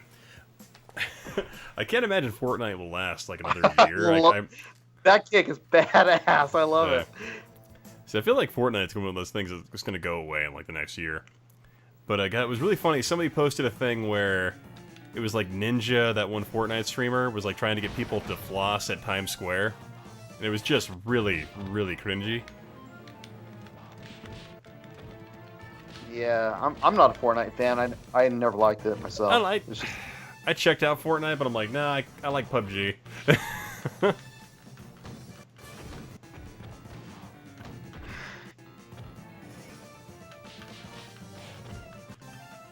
So I like PUBG, but I just suck at it. So the real question is that like a beanbag rifle that you're hitting those guys with? Because you're like nailing them with that. Well, in reality, it looks like a Beretta Light 50, so it should be a 50 caliber round. So that literally should just gib them across the entire room if it actually hit them. But yeah. It was based on the size of the magazine on that rifle. It looked kind of 50 caliber-ish. Let's check out. Let's play some Clockwork Knight. Kind of like that one. It's kind of a cool concept. It's it's interesting. That game saw 2 releases on the Saturn, and then essentially it's been abandoned. Oh, Clockwork Knight, yeah. Well, it's just so weird. I think like this might sound odd, but the game is like Clockwork Knight in general is just way too Japanese. Because it just has this weird like Victorian era European toy vibe to it, which is I don't know, only appealing to people who liked the like Little Nemo and some other particular of genre-oriented games. If that makes sense. It's kind of interesting you talking about the toy vibe because the year that came out, I remember going around and seeing all these vintage toy shops, kind of like how you see retro game stores now. And so that was kind of a big thing, is collecting these 50s and 60s toys, right? And so you have a game that comes out and it's trying to appeal to maybe an older generation or the people that are really into that hobby really heavy. Mm-hmm. I could be completely off, but I mean it sure feels like it. For me, watching anything about this game brings back memories of those old vintage toy shops that used to exist. No, I can totally feel you there. I think it might, I don't know, to me, like, vintage toys like this just come off as innately creepy. So they just don't hold that particular nostalgic vibe for me, which it may be... Oh, you're too young. It might just be a regional thing, I don't know. I think you're too young is what it boils down to. I'm 31 years old, so I don't know if I'm too young. But no, but I mean, you're talking about, this game was really probably trying to appeal to people, at least the people with the purchasing power of that time. So like 1995. So people like in their late 20s, early 30s, people that would have been young and playing with toys from like the 50s and 60s, essentially. Mm-hmm.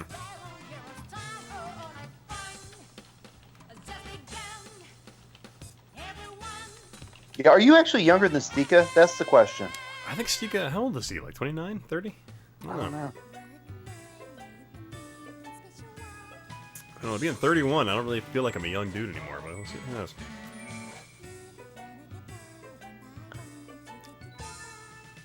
Yeah, I think this was out around the same time as Toy Story. Oh, that could have been additional inspiration right there. Kind of like how you see those weird knockoff movies.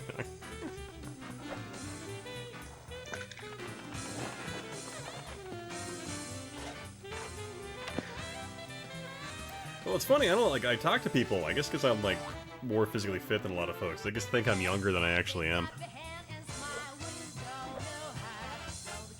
I haven't watched What the heck's this guy doing with this key? What time period is supposed to be in? I figure modern day, just the kid who has it is a really creepy, weird toy collector, maybe. I don't know.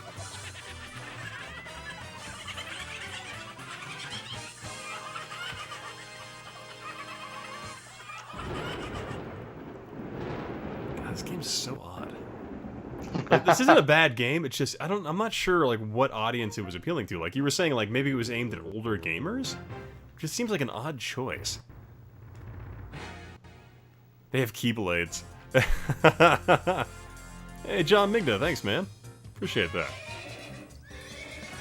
Well, you know, I think it's pretty well known that when the Genesis was, you know, in its prime, that, you know, the average age of a Genesis gamer was somewhere in their mid-20s. Yeah, I remember that. That was a big thing, like, especially they were arguing that during the censorship trials. When the Congress come out, they're like, everybody knows like Genesis is meant for older kids. Nintendo's meant for babies. That's right. Yeah. It was really funny. I had my my daughter. I was testing out a PlayStation 2. Somebody, Jeremy had sent me. And I was like, I had it hooked up and I had Vice City in there, and I'm like, screw the ESRB, and I had my 16-month-old daughter playing Vice City. It was fun. Good stuff. So I think the reason they used vintage tots is that the characters in vibrant color is kind of hard to use G.I. Joes and Barbie. I was 20 when the PS1 released. Damn.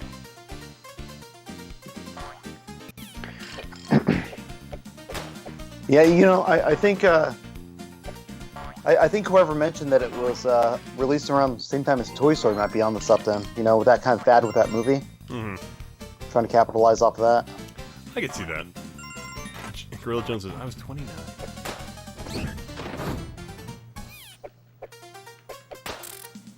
Man, I can't imagine being in like my 30s to 20s in the 90s. That would just be fun.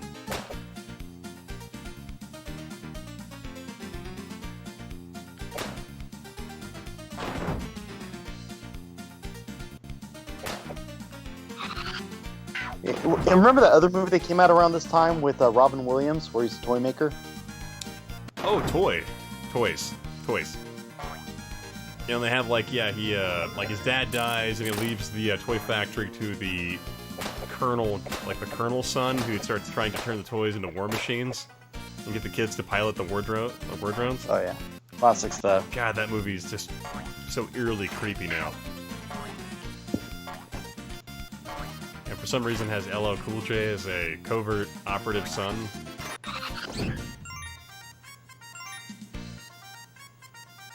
Oh crap. Oop. Oh my god, really? Usually I'm this bad at this game. I don't know what's going on with me today.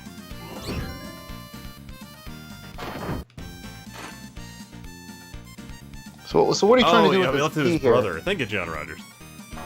You like looking for somebody to stick this key in or something? Yeah. What was that? Oh, I said, are you looking for somebody to stick this key in? Why is he carrying around a key? Well, he has Clockwork Knight, so he needs a key to power the clock. Actually, John, I do not have a copy of Mrs. Maker's, actually.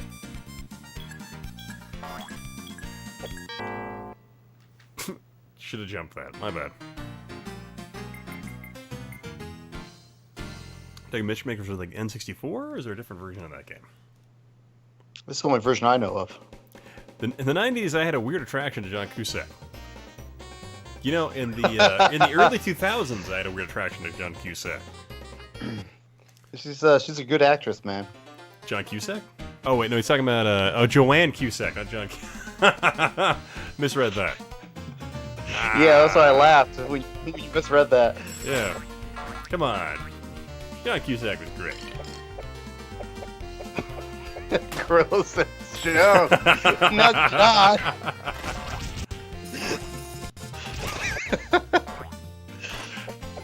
$2. Oh yeah, because she was Joanne Cusack was a robot in that one, right? Like she was. God, that movie was so damn weird.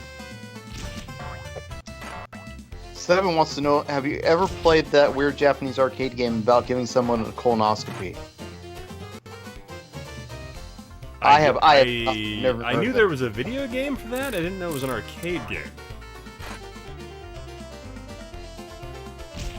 She was a wind-up toy. Oh, okay.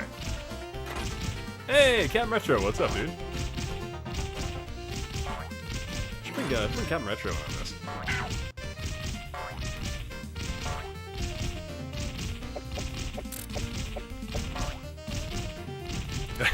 It's not like John Cusack isn't handsome. He's a Hollywood actor. It's true. It's so true.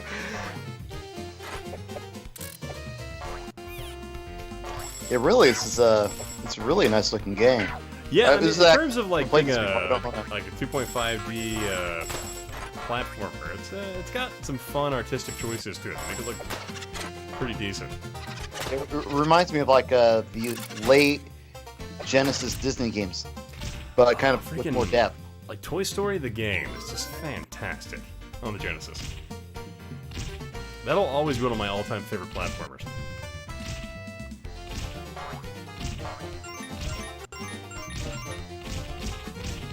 This is something that the Saturn did really well. Is that that pseudo 3D.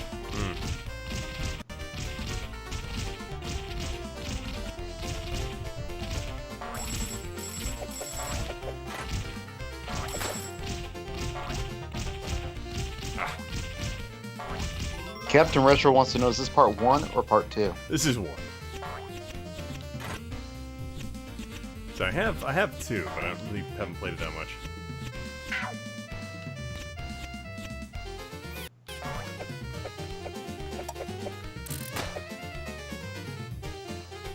Little Mermaid for NES is underrated, according to 7.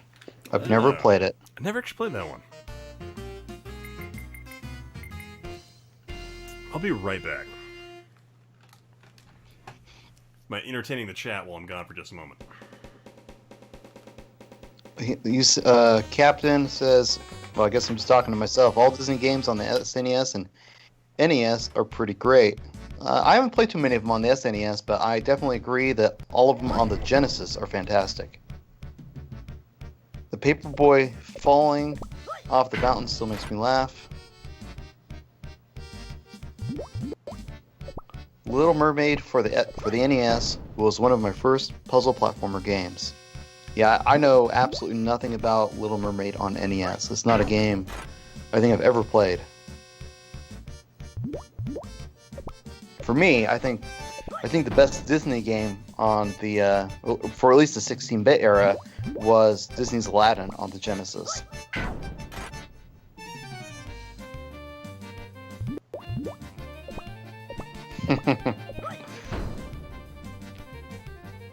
And I don't know what you're doing, Captain, but if you want to hop in, you're invited.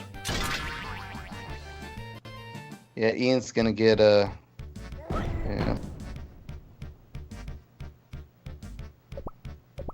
Yeah, I kind of wish that on these games that you have that load screen, then you just press A to start.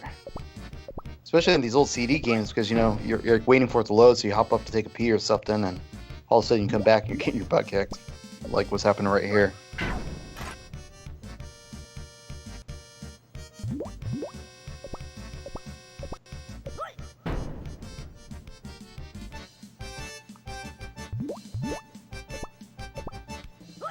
It's definitely the worst time you could have taken a break. This is like really a good looking game. Even as a Saturn fan, I've never played it and never actually watched it played.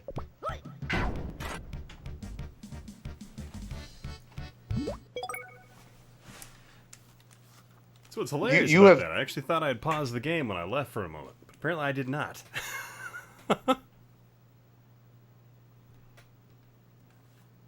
Yeah, you're really getting your ass handed to you. Oh, apparently I'm still in the game, though, so that's good. Now he pauses. I like to live my life dangerously. Let's see here. Hey, Captain Retro, do I have you on Skype? Do you want to jump in the chat?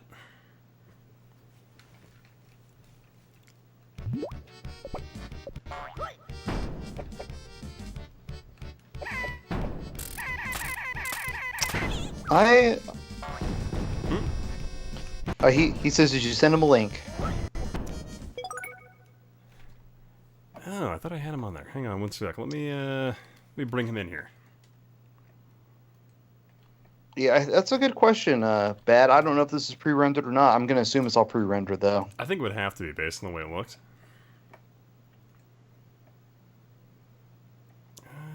It actually looks like they use that technology of motion capture. Yeah, I almost don't think this is 3D modeled stuff. I'd be really surprised if it was. You know, has such a unique look to it, like actual real toys. And I'm just not so sure that they really had the technology to pull that off on the Saturn. I feel like these would be modeled. I feel like. You think so? Because it kind of like it reminds me more of the Clay Fighters look, where they had the clay figures and actually motion captured the clay figures and then put them into the game.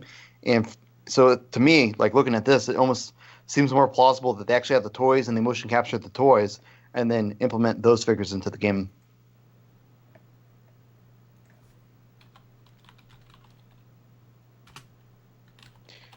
Yeah, what's that free game from Epic this week? It's something good. I don't remember right off the top of my head what it is, though. Is it What Remains of Edith Finch? Oh, Epic was giving a free game out? Oh, yeah. Oh, it is What Remains of Edith Finch. Like, I know they're trying to compete with Steam in terms of being a PC game distributor. I know that.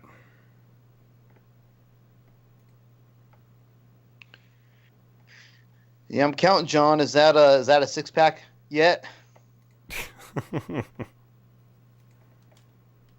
Yeah, that's an interesting deal what Epic's doing. It's going to really maybe change the game a little bit. Hey, Captain Retro, I messaged you on Twitter. If you hop on that, I can get your information.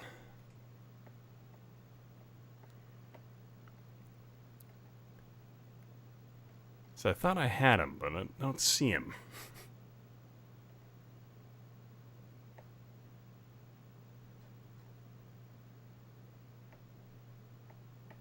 My dream pinball machine is the Demolition Man pinball machine.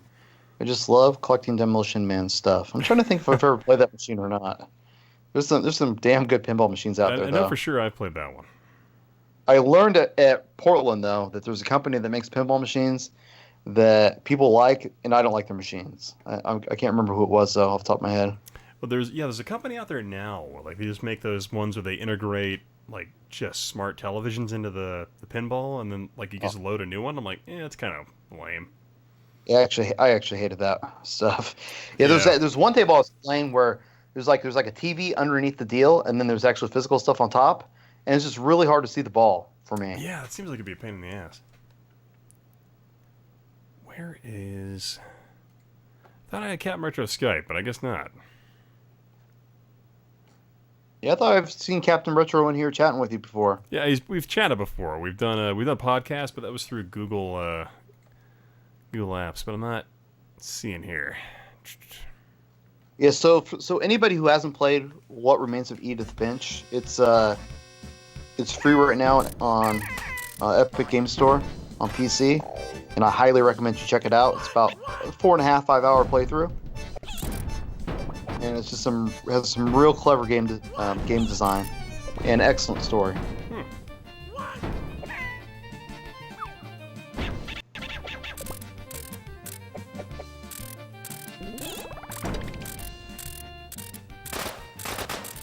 Thankfully, this boss is like the easiest one in the game. Apparently, I can beat it by being AFK for like 40 seconds. See, I have to go to sleep.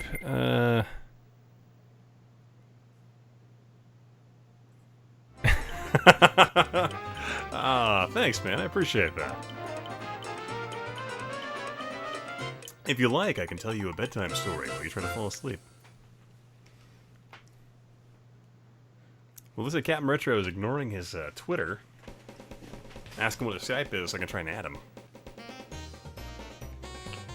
But I think he's on the East Coast, so I think it's like, what, 3 a.m. there? Yeah, Ian definitely has the silky, smooth vocals. He should actually narrate books. I should. Thank you. The thing that drives me insane, though, is when I get, like, comments where people are like, yeah, I'm actually an English speaker, and I feel like you speak way too fast. And I'm like, you're what? Like, you're kidding, right? I felt like I was talking too slow.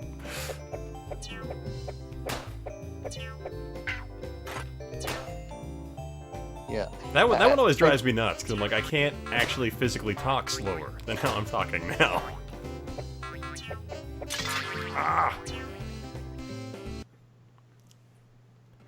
See, okay, it wasn't creepy until the knight just looked straight at the camera like that. Jeez. Oh, man. Oh, thanks, man. Appreciate that, Vector. Oh, wait, we got Cat Metro. You know what game I absolutely love to look at in this game? Because it's just, like, it's so Saturn. Here, I'll just let the intro play while I work on getting Captain Retro into the chat here. Gorilla says that you sound like a less snarky classic game room guy.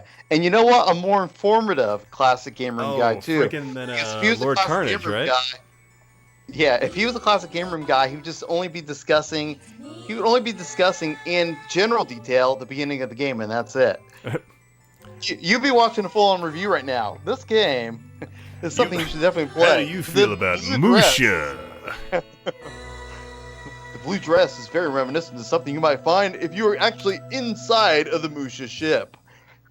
Wait, is that? No, there you are. Okay, I guess sent you an invite. You should get from Ian Thorpe, is what you should be getting here in a sec, Captain Retro. Yeah, Gorilla, I mean, no offense to the guy. High production values, but I've never enjoyed his videos. You know, there was a brief period when I really dug Lord Carnage. I just found like he was producing so much stuff day after day that was just literally just him going like, it's a video game and it's blah blah blah, and I'm like, come on, man. But then he started complaining about how no one was watching his videos. I'm like, yeah, because you make one every day. That's just not. Well, it's not only that, but you'd be like, I'm thinking about playing Hyperstone Heist. Oh, Lord Carnage has a review. I click on the review. It's not a freaking review. It's him playing the game for 7 minutes. I mean, I could have popped in the ROM, played it for 7 minutes, and had the same impression that he had, you know? It's not what I want to watch. I'm trying to grab Captain Retro here. Where's he at? Okay, he's online. All right. Bad. He actually moved his whole show over to Amazon because he was upset with the amount of money that he was making on YouTube, and he was upset with the amount of views that he was getting on YouTube. So he actually has moved his show into a series, and it's on Prime. You either have to pay for it or watch it by Prime. Oh.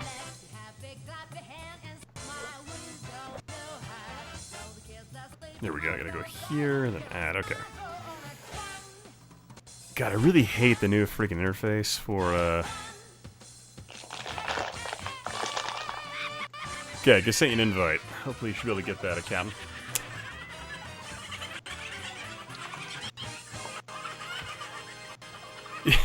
Yeah, that was really intriguing, like, when he was talking about how much he hated,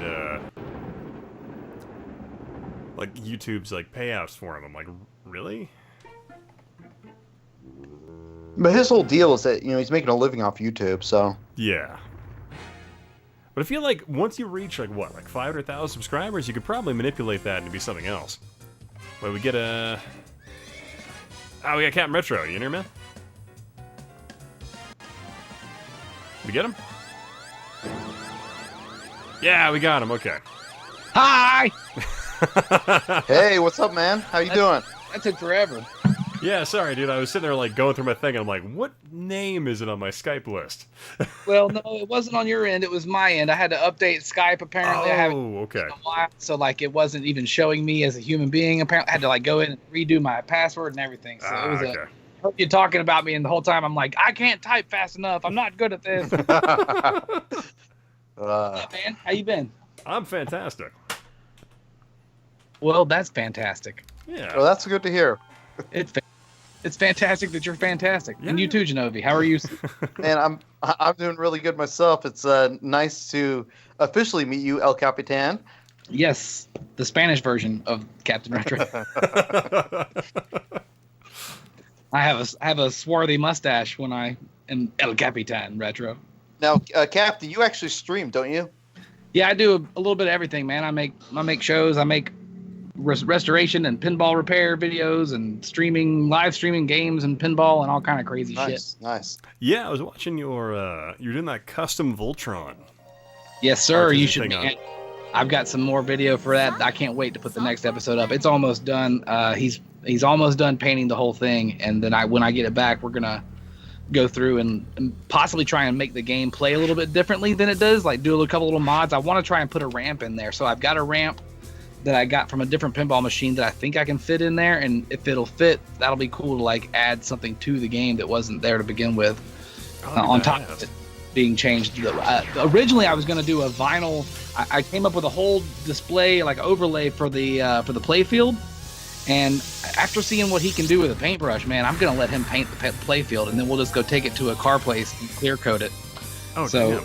It's going to be amazing. Like, it's going to be hard to sell it. The plan is to build it, and then it's a one-of-a-kind thing, and sell it. You know what I mean? Mm-hmm. It's going to be hard to sell it. Well, I guess you're like, oh no, I have to keep it and play it. Ah, damn it. But then I can't pay him for doing what he's doing to it if I don't. You know what I mean? So I told him we'd split it 60-40. Mm-hmm. Whatever I get out of it. And I don't know. I did one a while ago that wasn't nearly as involved. Like I had a buddy paint space theme on a Space Explorer pinball machine, mini pinball machine that was just like that. The same exact type of machine, but a different theme. And he just did space stuff around it. And I made a video about that too, but I had lost that footage for a while, so I've just recently put that out. Anyway, it was nowhere near as cool. I paid $100 for it. I paid him $200 to paint it, and I sold it on eBay for like $850 or something is what it got up to in the bids. So it made its money back and did well enough for me to try and find another one to do. And that was the idea was to go Voltron on the next one. Oh, that's do something. badass. So that's really cool. So are you still working towards opening your own like barcade thing? Yeah, eventually. I mean, I'd like to. It's probably gonna take a partner. I'm probably gonna need like a financial, buddy to come in type situation. I've got some money, but it's gonna take about $100K to really do what I want to do. It makes sense, yeah.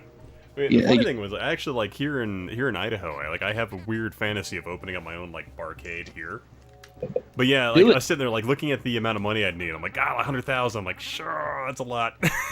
Yeah, I mean, I don't know what y'all's liquor licenses run out there, but if you want to do beer in the place, it's going to cost you $50,000 a year just for the license. And wow, like that's at least in Georgia, it is. So, I mean, I'm right outside Atlanta. Yeah. No, I'm a white boy. I'm not a Rican. none of the Yahel, unfortunately. Yeah. I'm a Irish Spanish captain, apparently. Fun stuff. Yeah, this game, like for Shining the Holy Ark, this game has always kind of blew my mind in terms of it's pretty much like faux 3D with a crap ton of 2D sprites, and just really Saturn. Yes, this looks very Saturn. Yeah, just the only. What's the Somebody thought those backgrounds were good. They approved them. They're like, use that backgrounds. Use that for the brick walls or the rock walls. It's fine. They're the best we got. Yeah, paint those stripes. So, have you ever had the opportunity to talk about going to like Portland Retro Game Expo or no? Are you pretty much Me? limited? You're limited. Yeah, you're limited to like the East Coast, or I've done it. I've talked about it. I haven't done it yet. And my thing is generally when I go to conventions, I take stuff to sell at them. You know, I set up a booth, I sell off doubles and triples and all kinds of crap. And you really got to get on a list there. Like I probably 3 or 4 year waiting list to get in as a vendor out there. And if I did, I'd have to drive all the way across the country to do it. So I just haven't done it. Texas has been as far as I've gone, and that's like a 14-hour drive. So, and then but I've also gone all the way up to the East Coast, all up the side, all the way to outside of Philly, I guess Oaks for too many games. And I've been up to Wisconsin too, so that was kind of a drive. But they were all basically 13 and a half, 14-hour drives, just different directions, Yeah, I've heard really good things about MagFest and Too Many Games. Yeah, and SoCal Retro Gaming Expo, I've heard good things about that too. Oh, I don't know, man. Oh no? I know a lot of people down here in Southern California. I have a house down here, so I've never been to it, but I hear it's just kind of so-so. Okay. I've heard good things about it and Portland. People definitely talk good about Portland. Portland I really like. I've gone to that. Portland is supposed to be the best of the best, essentially. My only issue with Portland, unfortunately, it happens to fall the same month every year, or the same weekend every year I have gunnery with my guard unit, so I have to pretty much pull teeth to try and get to go. So it sucks in that regard for me.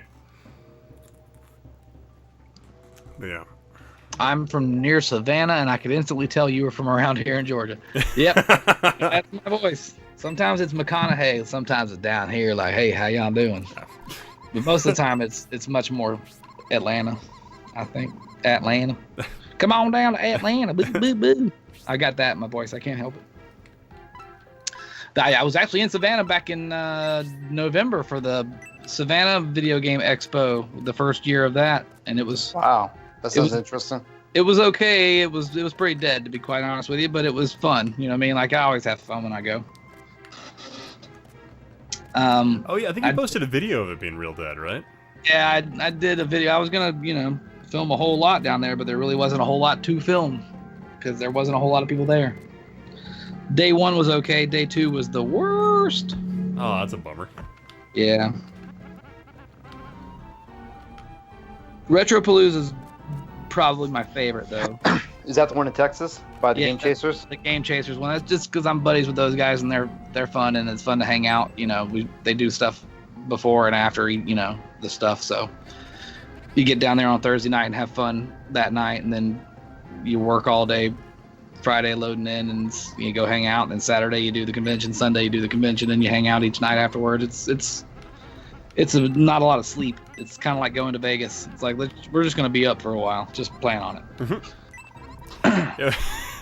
we were at Portland this last year, and I think so I guess Jimmy and Yahel they just did weed, and my buddy and myself, since I'm in the army, I can't do anything like that. I just drank a lot. So we just hung out in the hotel room and got just absolutely blitzed and played CDI. So it was fantastic. Hell yeah. Was there some Thunder in Paradise going down then? Absolutely. Absolutely. He was playing through it with a gun. Oh, Dude, yeah. Do you ever watch OSW Review? Old School Wrestling Reviews? No, I never saw that one. It's 3 Irish guys, and they talk about... They started doing just the Hogan era of, Hulkamania era from, 83 to 91, roughly. Of doing pay-per-views in WWF. They go over them and they kind of review them and critique them. It's my favorite thing to watch. I've watched everyone. There are a lot more episodes now, but their first couple years was just old school stuff, and now they're doing some newer stuff too. It's so freaking good. And they talk about No Holds Barred on there. Speaking of terrible wrestling things, so you should watch it. If you dig old wrestling, you'd like it. There was a couple of times, I was visiting the middle of nowhere America back in the late 80s, early 90s. And I remember we busted out these VHS tapes in this house we were renting because my father we were visiting family or something out in the middle of nowhere, Wyoming. And so we were watching these really old wrestling tapes from I don't know, from the late 70s. It was so odd. But it was a really young Hulk Hogan. Right. God, those were the days. Almost a full head of hair. Oh yeah. Oh man. God, this game is just so odd. I don't know if anyone's ever played Shogun Total War, where it's like 2D sprites and a 3D battlefield, but this game just brings me right into that mindset. Is that a Koei game? I think I've got that one. Shogun Total War was actually made by...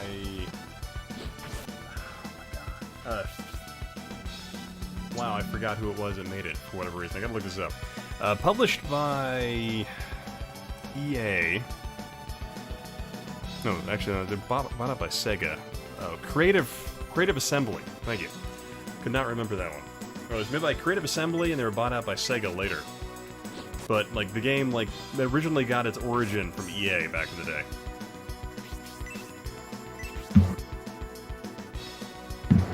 Real-time strategy game, or what kind of game? Oh is well, it? RTS. So like you would go from a real-time strategy overhead strategic map, then you would go into a 3D battle real-time map. It was always kind of great. So like it was like 2D, or well, the 2D map was always a like manage your strategic resources, maneuver your armies, and then you go to 3D battle, and then you could really dictate the fight. And so if you're really good at the real-time fighting, you could actually like pretty much just win the game based on your own capabilities, as opposed to being limited by math and stuff like that, like a lot of the games of the era. That's cool. Ugh.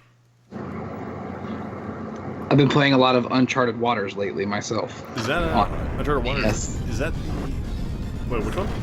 NES, 8-bit, Koei. Yeah.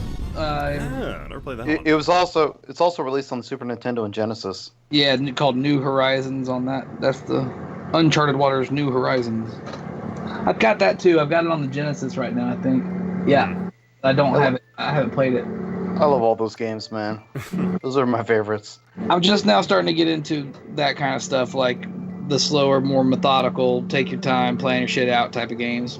Yeah, my absolute favorite is the Aerobit Supersonic on the Genesis and Super Nintendo. Okay. Those are expensive. That's an expensive game, I think, on Super Nintendo. One of them. Yeah, no, it's not cheap, but you can get the other one though, which is Aerobiz, if you can find it. I mean, they're almost impossible to find though. Thankfully, they make those EverDrives though. Have you played Bandersnatch yet on Netflix? Oh hell yeah, I have. Oh, is it worth doing?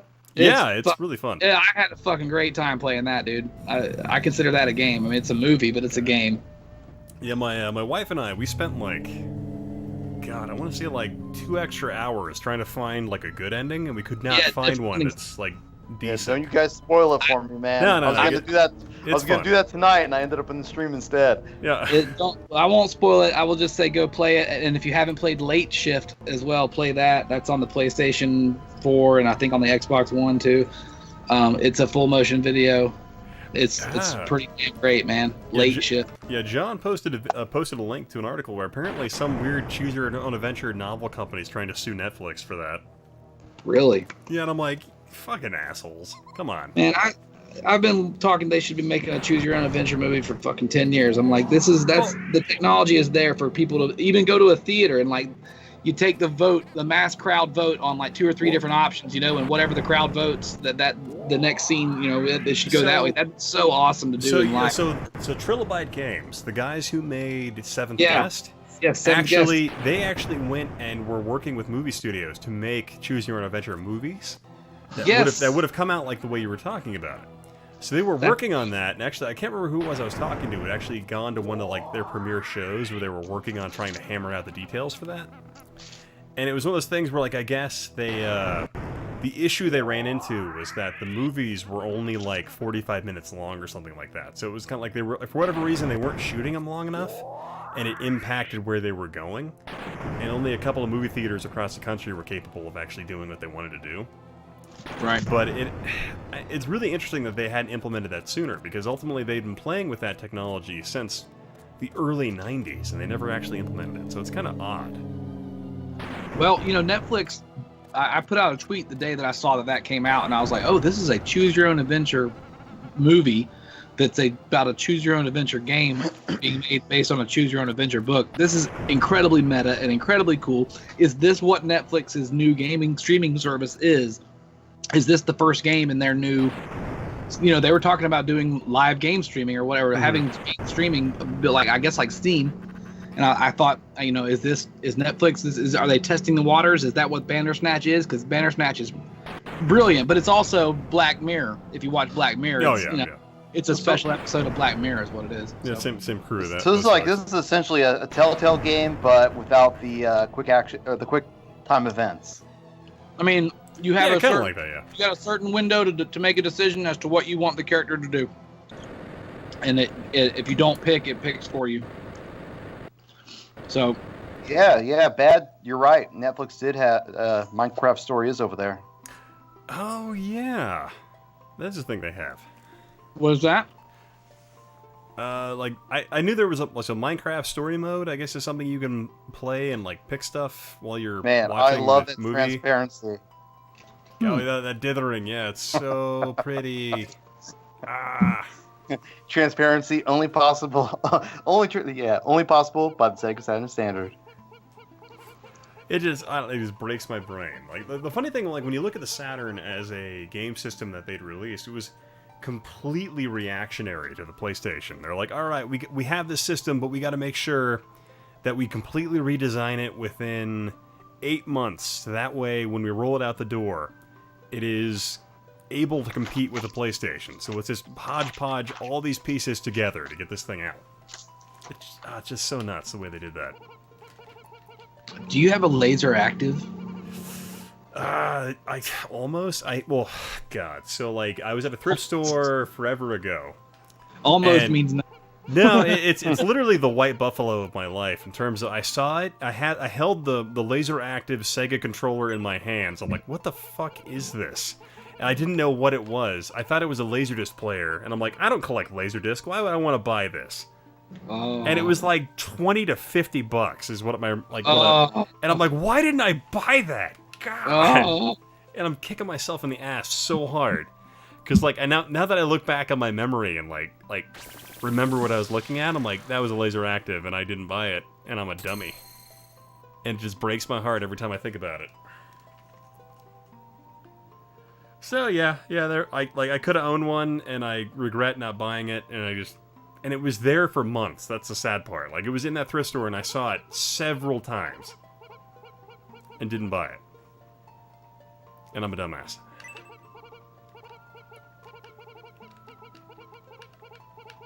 Yeah, now you have zero hope, because that laser active next time it goes in that thrift store is just gonna go up on eBay. Well, so the thing that I find kind of funny about the laser active is like I watched Retro Man Cave did a video where he bought one for like $300 that was broken, and he had to go through and replace all the capacitors.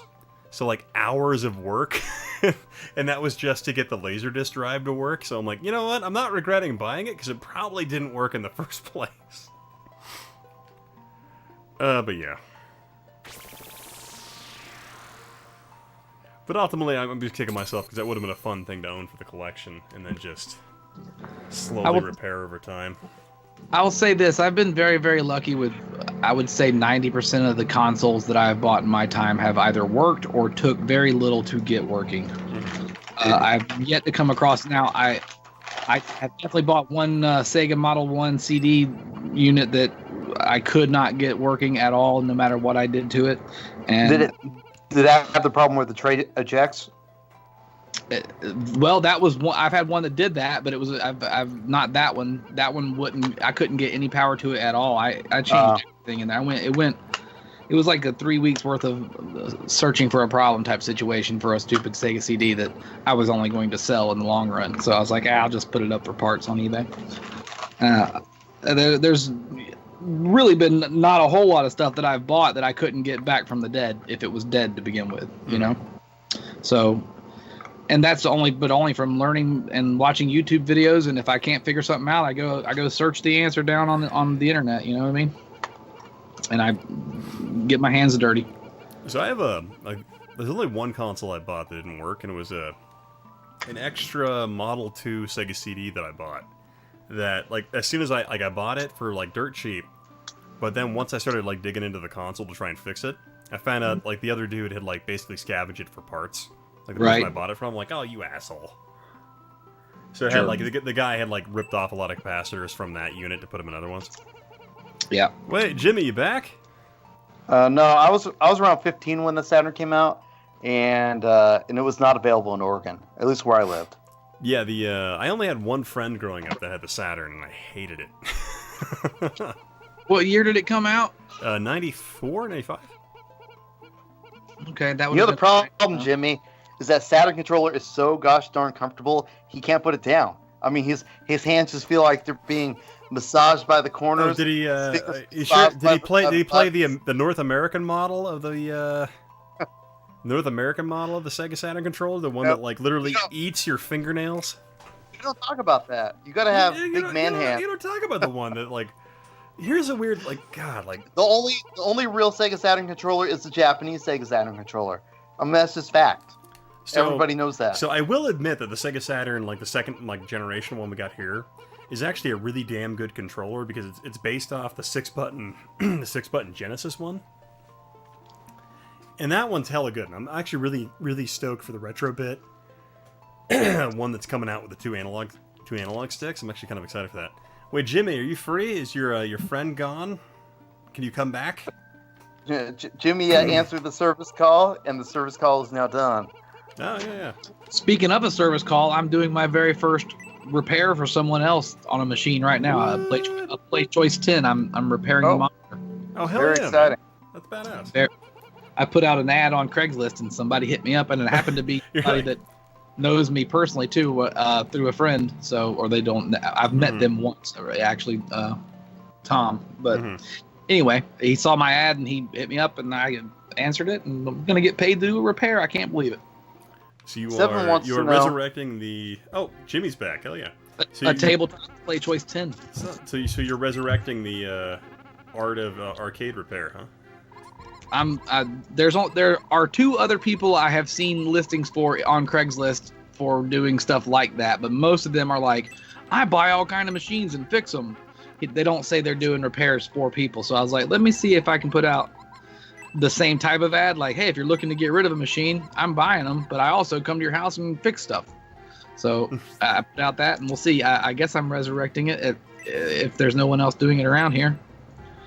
But there's got to be somebody else. I mean, I had a machine fix. I know there's places you can take. Where I bought my Ghostbusters pinball machine. That guy is he's a full-on like pinball warehouse and arcade dealer, and he does repairs there in his shop too. That's where I got the Star Trek fixed at the SOS machine. Oh yeah, I remember you posted a video about that one. Yeah, it got fixed and sold. Made a good turnaround on that too. Paid $100 for it. Paid $150 to get it fixed. Sold it for $1,000. It was a good day. Damn, nice, man. It's a good day. I don't have room to keep all the stuff, and part two of it is I kind of like fixing it and bringing it back and then selling it. It's nice to be able to do that and put something else back into the world of working. Yeah, just kind of resurrecting that old hardware. Yeah, the American Pickers of video games. So we'll say, like, the videos you make about stuff like that is actually pretty captivating. I mean, there's some other guys out there that do the whole hunting thing, and you're like, God, you're just like the worst episode of Storage Wars. Yeah. And they have millions of followers. Yeah, and you're like, it's just ridiculous. Oh, God, why do people watch these terrible shows? I'm on just biding my time. I know Jimmy's in here, but he hasn't said anything yet. That ghost is frightening. Yeah, right? It looks like it's Orko's brother. Don't kill Orko's brother. Did you see He-Man? God, was it there was a documentary on Netflix I watched not too long ago where they were like talking about making the toy for He-Man. And my favorite thing ever was they literally just took the cat from a different toy line and put a saddle on it. Just the Big Jim toy line. Yeah, the Big Jim. Yeah. They were just like they were like, I don't care if you paint it green and give it yellow stripes. And like, yeah, I'll show this guy, and he painted it green and gave it yellow stripes, and they're like, we love it. It's great. It's the coolest thing about He-Man is that it was completely built off marketing and advertising men trying to figure out how to get the most money out of parents, and it worked, brother. That thing was a cash machine. Oh yeah. me go ahead and switch over to Siberia, another random PC game I played that it was ported to the Saturn for some reason, which I'm not sure this game actually works out too well on the Saturn, but let's find out. Is this the game where it's like a 3D world and you're walking around and there's like a submarine base you're at or some kind of shit? There's all kinds of shit like that in this one. Like you're Siberia with a C? Yeah, Okay, Siberia, yeah. Yeah, I had this on my 486 SX or something like that. Yeah, I had this on my Pac Bell. That's what I had this on. There's another game that I used to play when I had pull my soft mod cart. 1 sec. I had a PC for a couple years in my late teens and early 20s, and I played a game that was, you played a cherub, and I think his name was Bob, and he could jump into other people's bodies and like control them. Wait, what the hell is it called? Well, there was like, was it Silicon? No, Messiah? No, possibly? yeah, there was Messiah. Yeah, where you played that little angel and you were jumping around. Yeah, you're a fat little cherub angel, and you jump around and take over people's bodies. And like my computer was not quite capable of really running it, so it would like start and then fucking lock up all the time, and it got me sick. And that's when I got rid of the PC and I went to a Mac. And it's been years. I've been Macing it since like I was 23, so that's like 18 years of fucking a Mac. I'm sorry. I like my Mac. I'm on a Mac too. Oh, fair enough. This one is a 2011, and it does the job. You know what I mean? Like I ain't had to upgrade much. God, yeah, oh man. So what do you use for your editing software? My editing, I use Final Cut Pro. Ah, my man. And I use After Effects occasionally.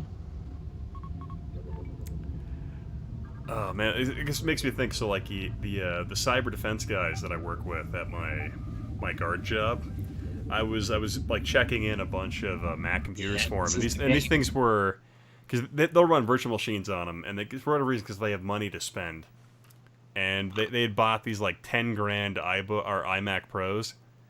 And I'm like, Jesus, 128 gigs of RAM and shit like that. I'm like, oh my god. Wow. Yeah, I just crazy crap like that for this. Mine can only run, I think I have 14 gigs is what my machine is the most I could put in it.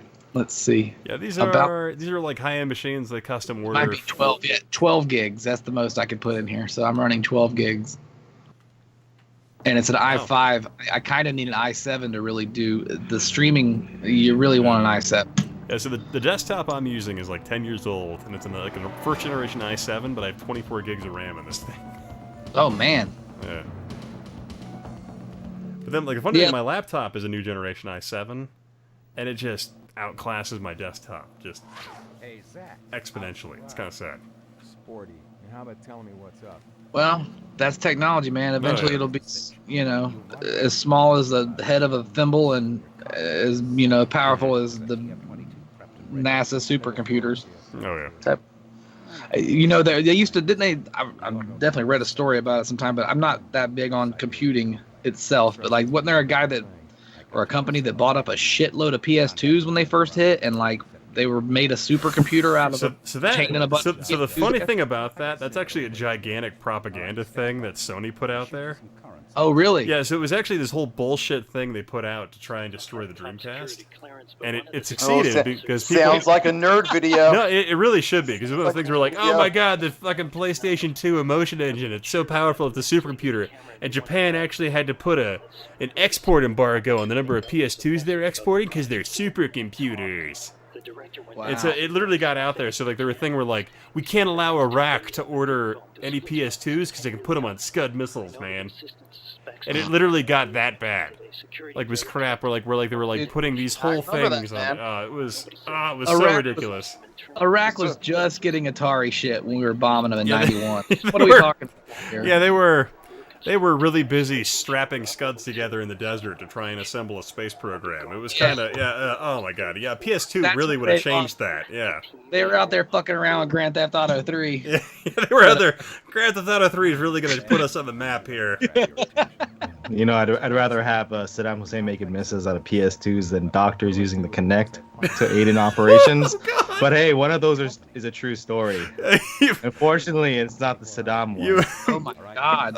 You killed him. He's dead. Oh no! You know, the best thing the Kinect camera can do is find ghosts. So you know, that's what they use it for nowadays on the ghost shows. That and the bargain bin at a Savers. Yes. They're very good at finding those. I will tell you this: they sell well on Amazon, sir, and at around $30 to $40 a clip. So if you find them cheap, pick them up and flip them. People are I still will tell you, there is some Middle Eastern guys that have YouTube channels that are retro gaming themed, and those guys, most of the people over there that actually have channels, have so much freaking money, and their collections are so damn massive. It's incredible. Oh yeah. If you live in the Middle East and you have a gaming channel, you're probably worth billions of dollars. You know? Well, they got all that oil money, man.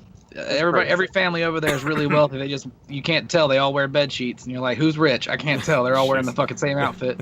It's a good strategy. It's brilliant. They all blend in. You don't know who is who. It's the zebra strategy, right? The zebra stripe strategy. Mercedes, they're fucking. They know what they're doing, dude. Don't fuck around over there. That's why Russia got their ass. There he is. It's Hassam Hussein. Which one is he? Yeah, Kill which him. one? I'm not sure. It's a wrestling tactic. It's a classic wrestling tactic. You bring in a twin look-alike.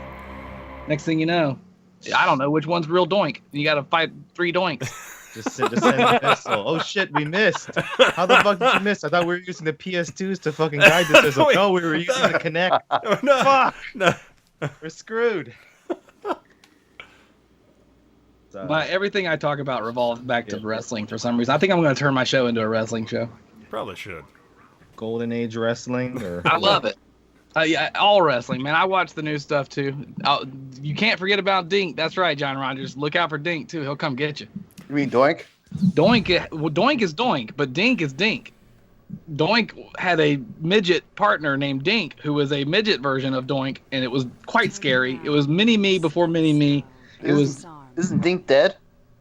I don't. Doink is dead. I don't know about Dink. Oh god. Doink did pass away. Yes. Yeah. See, you don't want like a who's on first kind of thing. Doink's dead. Dink's you don't want the dead one to come and get you. You know, you don't want him coming to get you. No, especially a dead Doink. Good you don't guy. want dead Doink getting you. Yeah. Dead Doink might get you. Dead Doink. What's Oh, dead hey, Doink? you guys remember? I don't. You remember when Chris Jericho had that guy Rufus? I think his name was that followed him around. Yes, the slobby guy with the belly hanging out. That's the best. His security guard. Yeah. So I'm trying to turn around, but apparently by hitting the back button, I move forward and get shot in the chest. Chris Jericho has been the progenitor of many of my favorite wrestling themes and moments throughout my life of watching stupid wrestling. He's You got a question about your thoughts on AEW? Oh, AEW. American Extreme Wrestling or something like that? All elite wrestling, and it's Cody Rhodes. Yahel wasn't in that. Yeah. Cody Rhodes is doing something different. It's Cody Rhodes' new thing with him and Kenny Omega and the Young Bucks and like a whole bunch of like really hot indie guys are getting together for making their own company, and they're trying to pull AJ Styles out of the WWF. They're offering him money, and they were all offered money by WWF to come wrestle for them. I call it WWF still because fuck that. I don't know. You said Young Bucks and hot guys. Maybe Yahel was wrestling in that league.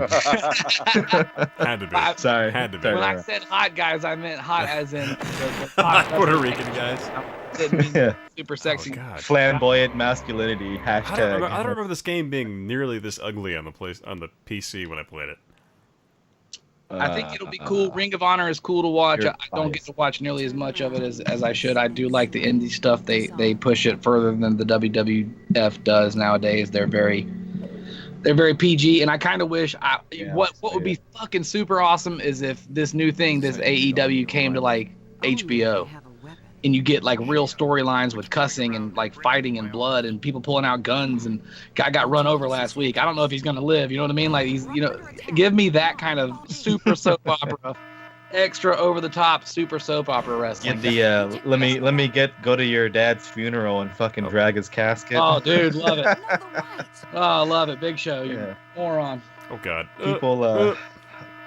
People aren't ready for that anymore. This actually looks all right. Oh God, the controls are awful though.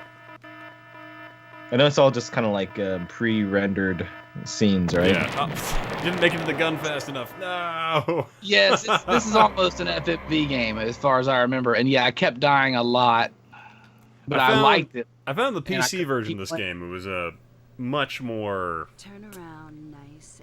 much smoother the way the game portrayed. And like for whatever reason, like the Saturn version of this is just killing me every time it gets a chance. Just the people who ported it over just unworthy, man. Yeah, there's lots of tracking camera shots and crane swooping shots. Here's the funny thing, like when you do, like every time the camera changes, the controls change from every screen to every screen. Like they're completely different. Like Resident Evil fucking. Yeah, like that, but I feel like it's worse. In some respects. Her eyes are as dead as anybody's eyes have ever been in a video game. Those are scary looking eyes. So like she is on something, man. Yeah, man. Her pimp is giving her some sort of fucking thing to keep her sedated like that. Oh jeez. It's almost like pimp. Dragon's Lair or Space Ace, but it's like it's very timed event type of game. Yeah, even though except the chicks are hotter in those. And the funny thing is, the PC version is nothing like that. Yeah, the PC version doesn't feel like that. Yeah. Yeah. It's weird. Yeah, I mean, PC ports to like console were usually pretty shitty back then too. So I guess people would say they're shit now too. What about Maniac Mansion? It does pretty well for being an 8-bit game. I think it's completely rebuilt though, right? Like a different. Yeah. It's kind of rebuilt for like Day of the Tentacle. Yeah. Yeah.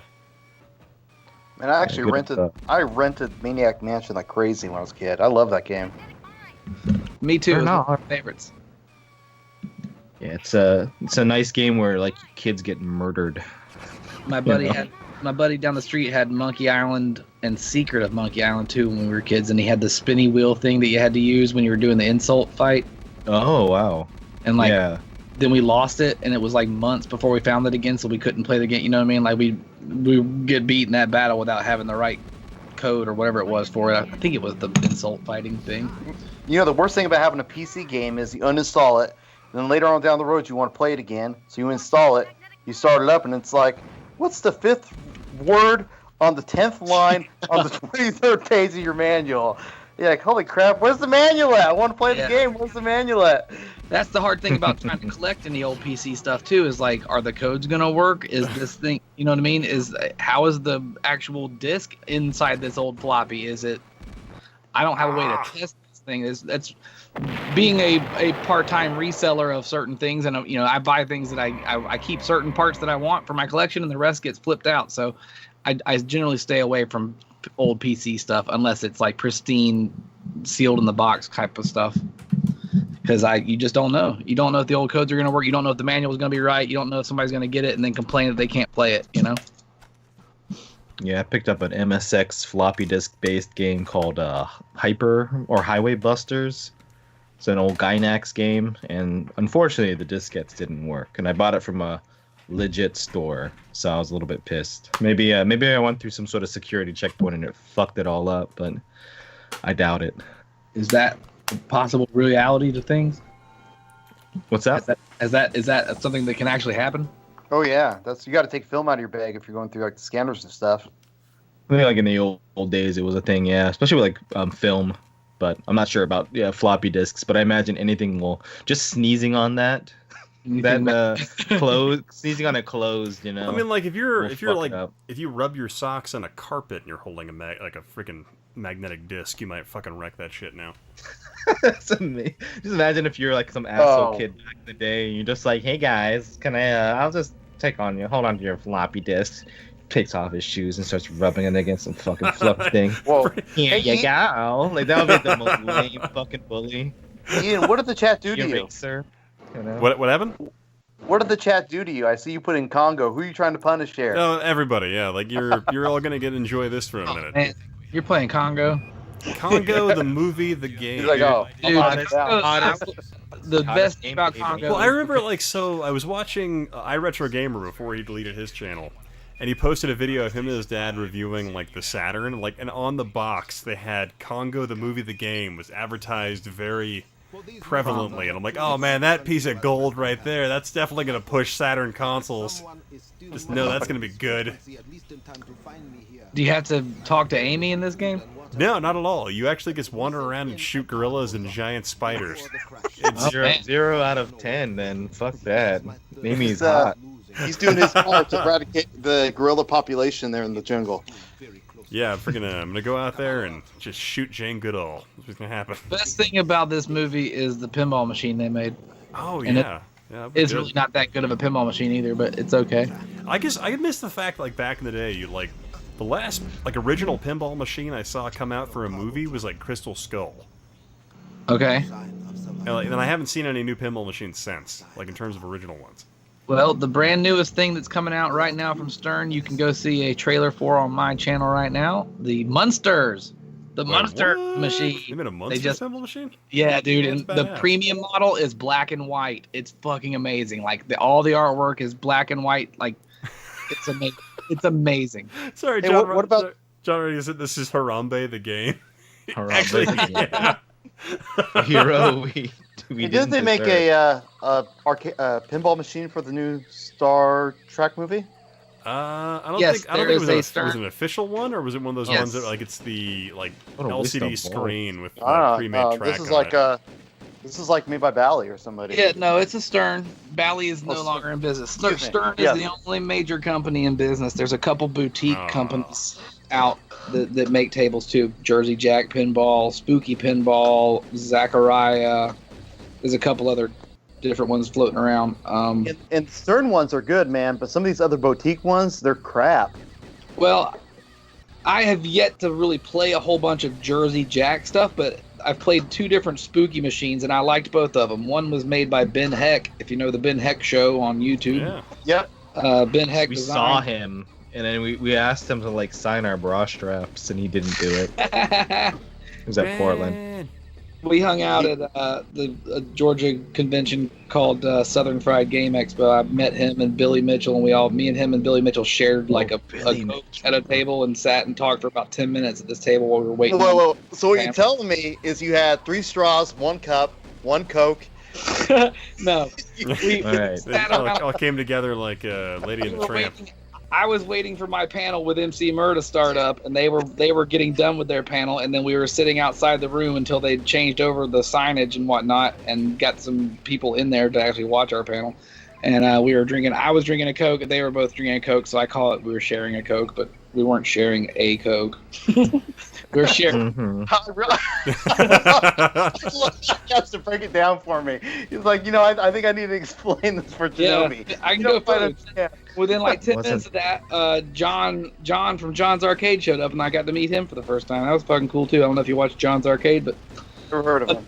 he's a good person too. Like all these guys are very well, with the exception of Billy Mitchell. He was kind of a weirdo, and I don't know. about Greatest Donkey Kong player in the world, who might be a weirdo. well, Pac-Man too, and like a couple other things, and whether or not he I've never cheated heard or anything his good scores about are Billy real or Mitchell. whatever. He came off as very strange, very much into himself. Dude, when you're getting so much pussy from having a high score in Pac-Man, just do things to your head, man. When in public, dude, he's out in public like that. Like you see him in King of Kong, and you're like, this is an act, and you're like, no, it's not an act. This guy, that he is wearing that shirt. He's got that tie on right now. Yeah, he goes to bed. He's like a never nude. He's always got that fucking tie on though. Can't take it off. That's cool though. I wouldn't mind meeting Billy Mitchell. I grew up kind of almost not really idolizing him, but thinking like, wow, that's pretty darn swell, huh? I thought so too. I thought G4 TV would always talk about Billy Mitchell. Oh yeah, all the time. That's cool though. Morgan Webb. I grew up drolling over Morgan Webb, not Billy Mitchell. It's more of an Adam Sessler type, but then now he's a crazy cokehead. I never cared for him, man. I thought he blew the show. Like he was too over the top. Morgan was sexy. Here's the funny, did you ever watch Morgan X-Play was back in the smart day? as It was fuck, actually so. like when it started, it was just Adam Sessler being 100% serious talking about games. And they brought Morgan Webb on, and then he became the comic relief. The comic relief, and I'm like, okay, this is weird. He was because doing he had to do next something, to man. Morgan. So look at her. You got to do something. Yeah. You got to stand out if you're going to try and stand. I get it. I didn't care for it, but I I'm got short, and I'm not attractive. I'm a I gotta be balding funny. ginger- I gotta get funny to get. Well, I Morgan. remember. So I was Okay. at PAX You didn't- 2012, and Morgan Webb and Adam Sessler were there, like doing like a live thing in front of a whole game kiosk. God, And they were sitting there like pouring like the hair stuff on, like the filler that they would pour on people that are balding. They're just pouring that on them. I'm like, oh, yeah, good for well, him, that's I to keep guess. the glare down too. That helps keep the glare down on the lights. Yeah. As a balding male myself, I'm like, Trust oh, me, okay. as a balding man, I know what's up. So, Capitan. Yeah. The only guy I've really watched online for pinball-related stuff is Spider 1A. Uh-huh. What's the situation with him? Is he just collect, or is he actually into building the machines himself? I have never heard of him. So you never heard of him, really? No. He's like the biggest Let me look turbo him up. graphics channel out there. He's a pinball guy too, though. Yeah, pinball and turbo. Spider 1A, as in like the number 1. Yeah, not ER though. I think it's SPIDA 1A. On YouTube's. YouTube, Sylvania. Have either of you other guys heard of him or no? No, I haven't. No, I've never heard that name. The only guy I really know, I know 2 different dudes that are streamers, and they both have YouTube and Twitch channels. One is my buddy Steve out of Alabama. His channel's called Pinball Undesirables, and I think I've seen that one. He works for NASA, dude. He's a fucking everybody in pinball. Number 1 is brilliant. Like if you own machines, you're generally. No, not me, but you're I just jumped on the train. But like they're engineers, they're fucking like mathematicians. They make shit with their hands. They are electricians. You know what I mean? Like they've got some kind of like skill going on, like that mechanical skills with their hands, and they do it for a living. And then pinball became something they could, like they fell in love with because of the mechanics of it. So there's actually, a lot of. Oh, sorry to interrupt you.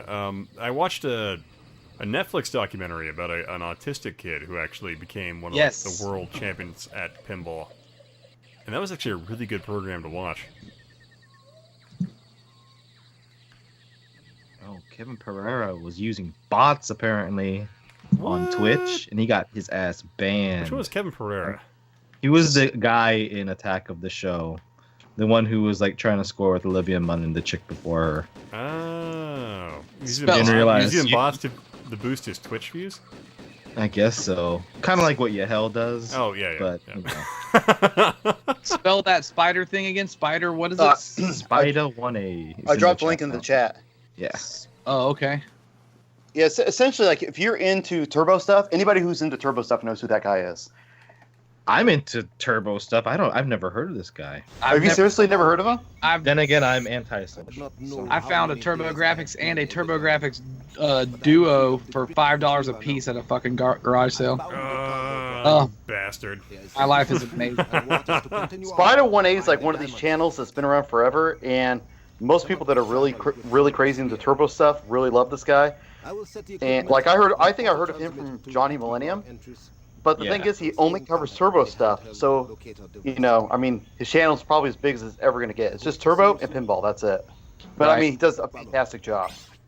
Well, my channel kind of is an amalgam of all kind of things that I like. And I don't have one singular focus. And I'm probably as close to being as big as I'll ever get as well. So, I just want to marvel that this game's green screen is almost as good as Smash JT's.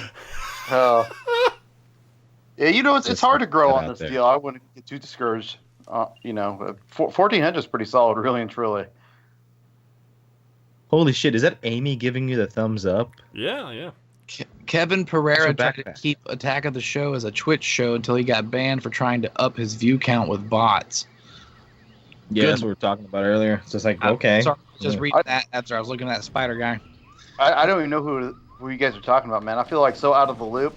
I'm such a country guy, and then you ever watched Attack of the Show on Tech TV? G4. It was G4 TV. Tech TV before it became G4. Yeah. This is it, man. You too. That's it. I didn't have TV before. Oh man, Stone Age. Yeah. I kind of grew up watching that stuff, and it's fucked me over, and I regret it. Which is crazy because I had internet in my house in '92. Well, but not TV. Well, I remember, so my dad had internet in like 91, and he was like getting movie times. And I'm like, oh my god, how do you know that? It's amazing. You know, pretty much I was on CompuServe logging on, pretending to be, you know, some sexy blonde lady with my brother. You know how that goes. Oh yeah. I just remember my dad like looking up stuff on like Ultra Vista and like downloading really weird fucking graphic, like not graphic novels, but like they were like these really weird interactive stories you could download off Alta Vista and shit. It was really odd. Damn, dialed until 2008. That's sad. Wait, what? Navigator. Bad. Where do you live? Like, you don't have to tell me what city, but like, just what state or what country are you in? North Korea. I think the South. I think is what she was. I think near Savannah. Yeah. Vector, 3 games for the Turbo. Ninja Spirits, great game. Splatterhouse, great game. Legendary Axe, I only game. have 3 games for the Turbo. A little overrated. And Splatterhouse is one of them. Middle of nowhere, Georgia. Splatterhouse. It's an okay port. I found, like, you know, I was playing the today. Splatterhouse, when you play it, like, legit, when you play Splatterhouse on a CRT television, that game is, like, the most responsive beat 'em up I've ever played. Oh, it's good, yeah. I guess if you have, like, some sort of lag, it's a bunch of shit. Speaking of lag, though, I was playing with the Retro Freak, trying to decide if I wanted to keep it or not, which I don't think I do. No, you Because don't. I never use it. I'm like, why do I even have this? And I was playing a super graphics game that I have, Cho Makaimura. Was it a Ghouls and Ghosts? The super graphics version. That was a pretty good version. I never played it before. I've had it for years and never had a chance to play it. But yeah, I don't know. Turbo shit. It's pretty cool, I guess. I like Turbo games. I'm a big fan. The Retro Freak is the one that plays Turbo and PC Engine and stuff like that.